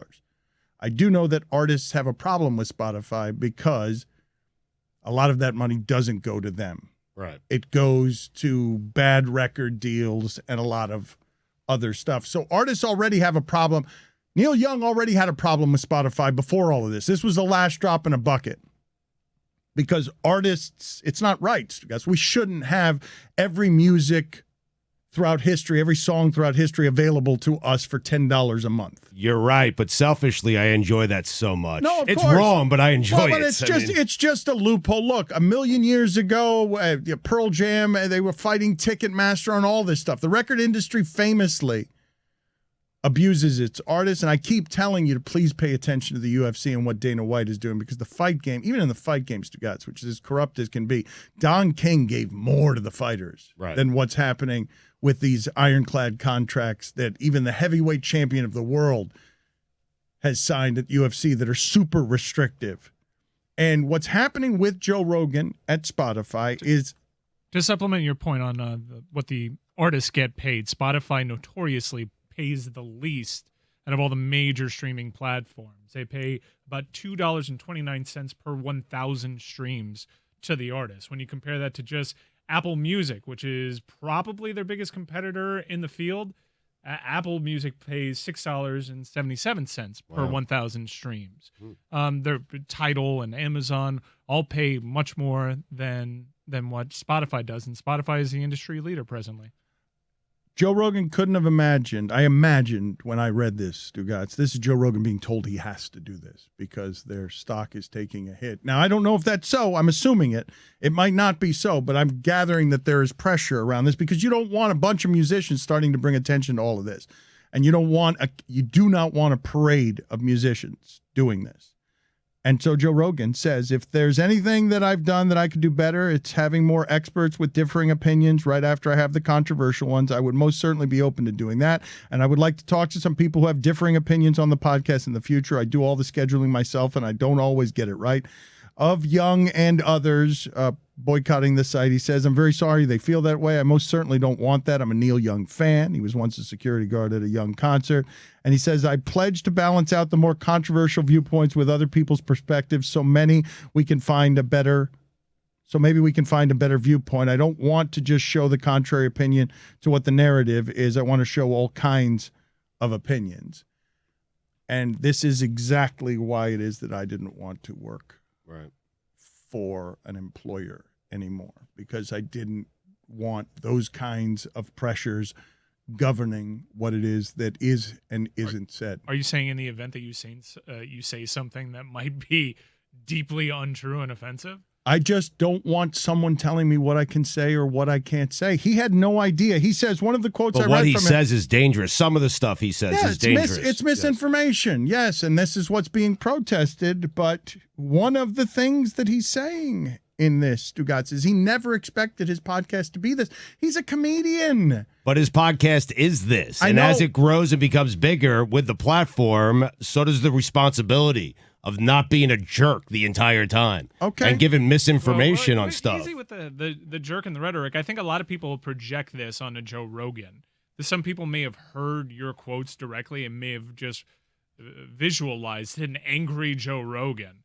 No, this is not Alex Jones. This is someone that is very calculated, very calm, very bright, certainly to ascend to the heights of his industry as he did. You have to give him some credit, and I do think he's genuinely curious. But he turned into a bit of a shit stir, no doubt. But I thought he handled this apology, if you can call it that, because I don't really think it is. But he handled this 10-minute video, I think, with poise, presented well, said that he agreed with the idea that Spotify came up with to put a disclaimer before his show, and seemed like he was playing ball with Spotify here, as they are no doubt in a difficult spot because they're losing money. Their stock price is tanking presently.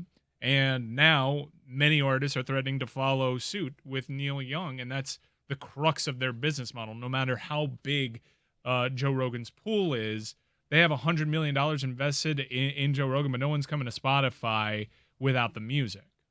The cake was baked, though, on Joe Rogan when he very publicly treated himself for COVID with all these drugs and kind of endorsed all these drugs, and Aaron Rodgers kind of backed him by saying, I did the same thing. Like, that's when his reputation was formed, and in some ways, he's going to have to work very hard to overturn what was his probably most famous, I guess you can say, public messaging about COVID. He's always been counterculture on, I don't want to do what you think I should be doing on much of anything with my body. He's been public about psychedelics. He's an experimenter. I'm telling you, he didn't think of himself as pioneer or leader of a movement. It's Fear Factor. It's UFC. It's comedian. It's not bearing the responsibility and weight of, wait a minute, I have to provide a journalistic other side on anything. I think of him as a contrarian counterculture thinker, and he's become, in some ways, what Jon Stewart was. That's when I told you he replaced the trusted newsman for a group of people, including Aaron Rodgers. He is a person to be trusted on matters of health and information. And I'm asking you guys, what do you think the conversation was like that led to that 10-minute video? Because I got to imagine Joe Rogan thought he'd never be in a conversation like that. Because I don't feel like this video is just him deciding, now's the day that I need to be more balanced. No, he had to do it. But this is pressure being exerted by the music industry on Joe Rogan in a way that I got to think he never accounted for. Never would have wanted his podcast to have that kind of responsibility. This was someplace he wanted to talk with his friends about laughter. Yeah, but Dan, that responsibility comes with a couple of $100 million attached to it. He's fine with it. He's fine where I would imagine he's fine with where his podcast has arrived. I would imagine. I also imagine that conversation of them asking him to do this and Rogan saying no, and they're going back and forth, because I don't think Joe Rogan wants to do this. I don't think Rogan means anything he says there. He's apologizing now because he has to. That's it. It's the same conversation we had with McAfee having Aaron Rodgers on his show and not challenging some of his COVID beliefs. And I think whether or not they expected to see themselves in that position is irrelevant. When there is a public health crisis and hundreds of thousands of people are dying in the country that you live in, you do bear a responsibility. Whether you want it or not, you have it. I also don't think he's being stopped from doing anything. He is just experiencing the consequences of having done them. Right? Like, no one is stopping you from doing the show that you want to do, but Spotify equally has every right to say, well, we don't want to platform that. You can continue to do it. I imagine if he left Spotify and he kept doing a show, it would still be immensely successful, but it's merely experiencing the consequences of the things that you've said. How does the constituency feel about Joe Rogan walking it back? How does the constituency feel? Joe Rogan's supposed to be freedom-fighting voice for whatever it is that you're believing when you're most ardently waving his flag. Never walking anything back. Well, I'm just curious I'm curious. This isn't Alex Jones. Mike is right. Like, he finds himself in a far-right position when Joe Rogan has not been somebody who is far-right. He's not what far-right has become, which is this platform of hate and ignorance, and he is not about, I don't care about facts. He's about challenging facts, but not just here, everywhere. Yeah, but he also explores conspiracy theories, and he gives, for every Sanjay Gupta that he gives a platform to, for every Billy Corben that he gives a platform to, there's seemingly like 8 Alex Jones types that go on his podcast. And the podcast did start with someone following their curiosities, exploring conspiracy theories, alternative medicine, and interviews with comedians that I actually liked an older iteration of that podcast. Love the podcast. I used to listen to it, not regularly, but fairly regularly, depending on who the guest was. And in a post-Trump presidency world, and especially with this pandemic, it did shift in tone. I don't know if that was because he saw metrics on certain episodes, or if he's just, hey, the world changed and this show is going to change. But while he is not this freedom-fighting, right-wing, conservative conspiracy theorist that Alex Jones is, he's a shit, sir. He'll speak to that. He'll affirm some of those kooky beliefs. And while other people defend him and project him as such, that's actually good for business if they believe me to be that. I'm asking you and the audience this question. The constituency that believes that there right now is a censorship on YouTube, Twitter, of Trump, of Joe Rogan, that freedoms are being impinged upon, and hold Joe Rogan's flag up as he represents my ideals here. Jordan Peterson, 4.5 hours, being banned by YouTube when he's got, doctor that is credible, giving off information that has some misinformation in it. That audience feels how about this statement that feels like it was pushed on him by a corporation? I don't know if it was, but it feels like it was. I would imagine they feel disappointed that Joe Rogan, the guy who would never walk anything back, is now walking stuff back. If you're QAnon, and I'm not saying this is all of Joe Rogan's audience, but whatever makes QAnon feel like QAnon feels how about this? Do they lose respect for Rogan, or do they just see in the shadows, no, Rogan has to do this in order to keep the wrong away? I think a little of both. I'm asking because, and I guess I don't have anyone in this room who can answer that question for me. But no, I just know Joe Rogan fans. Most people are being pretty rational about it. Like Joe's doing what Joe has to do? I'm not seeing anybody like storming the Capitol being like, how dare you censor Joe Rogan? I have like a pool of like 4 friends that listen to him fairly regularly, and they're like, see, because I've been out there like shitting on his misinformation episode with Dr. Malone. See, this is the right tone. This is good. See, Joe Rogan all the way. I think they're supporting him, and Joe Rogan has a type of personality that his supporters defend him a lot more strongly than he defends himself. He doesn't have to be the angry mob because there's a mob that keeps up for him regardless. You guys say with a public health crisis, I do believe there is a responsibility. I just don't believe the host of Fear Factor who was doing UFC stuff and the Ha Club, comedy club, I don't believe that guy ever thought that he was going to end up in a position where, what do you mean I have to have responsibility on behalf of a company during a public health crisis? Like, what do you mean I've got to Never been a rule for him, I've right? got to do what Jessica thinks is right with my microphone. Like that, I can't imagine that this is something that he ever thought he'd find himself in the middle of. A room with a bunch of executives saying, hey, we're in trouble at just Spotify. Be a little bit more careful. Like, that's all you have to do. Like, you don't have to talk about COVID the same way you debate everything else, right? Like, why does everything have to be this? I like, love little bit. Be a little be bit a little more. bit more careful Host with what of you're Fear gonna say. Factor. Be Yeah, a little bit right? more I know, it's careful. stupid. UFC I'm an guy. idiot. Be a little more. A guy who is No, a but public Dan, but voice pushing for- psychedelics is one thing. Pushing people not to take a vaccine is I get another. I mean, Stugotz. come on. Be more responsible, caged fighting guy. Be more responsible, psychedelic guy. Be more responsible, comedy guy. Just be more I responsible. think it's be more responsible, most powerful podcast on the planet guy. And it's a platform. He hasn't, well, he's changed slightly, especially in recent years, but the platform just has grown to this immense place that with great power comes great responsibility. But it's also, like, again, he can continue to do all of these things, but perhaps not under the employ of Spotify because it no longer makes sense for them to be in business with him.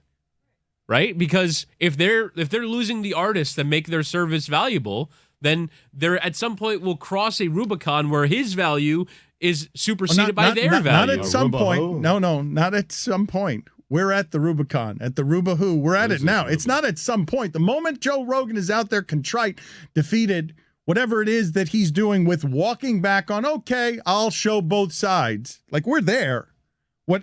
The pressure has been exerted by enough. And but you're supposed to be the guy that only shows your side. You're supposed to be the guy who never walks stuff back. I don't know. I would imagine his fans are disappointed. I don't know. I'm asking because I really don't know. I do think, though, that this is Spotify trying to get ahead of, wait a minute, what if it becomes not just Neil Young or the guitarist from, the East Street Band? What if it starts to become, what if people really start looking at this and they're like, wait a minute, I'm getting a royalty check from Spotify that's $9. Why am I on there? Well, the likelihood is that he'll find himself embroiled in one of these things yet again. But I do think maybe we should afford him the opportunity to be like, okay, this is kind of like a reset for the Spotify Joe Rogan experience. And do they have a checks and balances in place? Joe Rogan does not present to at least me as someone that has a really difficult time admitting that they're wrong. He has his agenda, and like anybody with their own agenda, they try to cherry pick the stats that help boost their argument, right? But even in that one stat, he had a hard time. Yeah. That one video that went kind of viral when he found out about myocarditis appearing in people that had COVID a little bit more than the vaccine. He had a problem calculating it there, but he did admit that he was wrong. And in this video, he admitted that he got plenty wrong, and he's going to try to get less wrong. The part that I would like the audience to absorb on this is that a man who has had his every success in laughter, in reality television, less so in cage fighting, but his professional success comes from where and how can I be provocative? Provoke, but it's harmless. It's just laughs at the extremes of the limits. It's, can I make you laugh in a comedy club by going right to the edge of where it is? Like, this is a guy who has funded his entire life on how can I be provocative. He didn't calculate for this one. There's never been, he worked for Dana White, man, and the people making Fear Factor, making laughs. He didn't account for the idea of I have to have a responsibility. What are you talking about? My responsibility is to get audience by being provocative. There is no responsibility beyond that. Well, when you take a lot of money from a company, though, there is expectations, that you're not going to go out and say something that's going to make them look bad. So that's what's happening here. Whether it's COVID or could be something else, but COVID is a pretty good example of something that if you're on the side of not being pro-vaccine, if you're anti-vaccine or at least appear to be anti-vaccine, that's going to get a lot of people upset because it is a public health crisis that is affecting the entire global population and has killed a lot of people. It's very close to home for people. People tend to feel really strongly about this, and I think some of the loudest voices in the room don't actually, on both sides of the argument, don't actually listen to Joe Rogan. And in many respects, I kind of still listen to Joe Rogan, and while I'm constantly frustrated by some of the platforms he gives and how he perpetuates this like vaccine hesitance, that I'm pretty sure if you did a study, his audience is more likely to die from this thing than, say, ours, right? But I don't really dislike Joe Rogan. At the heart of it, I still think it's one guy following his curiosities, and maybe that's treating him with kid gloves. I have never disliked Joe Rogan. I've always liked that he provokes. I've always liked that he bounces against the mainstream. I like Joe Rogan a hell of a lot more than I like Joe Rogan fans. And I think Joe Rogan gives some really dumb people. The extreme Joe Rogan fans. Don't make it that sweeping because he's got a lot of fans. And it's not fair to say that none of them are discerning. No, but I do know the Joe Rogan fans that I know are dumb. And they think that they're smart because they listen to Joe Rogan. But, he's making them smarter. But they think that Joe Rogan is making them smarter. Now, that is a broad brush, but I'm not. Well, it's not. Crazy. It's 4 people. You've got 4 dumb friends. Yeah, but I do think typically. I don't think that's fair. I think typically his audience thinks that they're a lot smarter than they are. I think he thinks he's a lot smarter than he is. Yeah, probably. I mean, he's pretty smart in that he's at the top of the game. I think I'm a lot smarter than I am. Don't we all? No. Yep. Apparently not Chris Cody.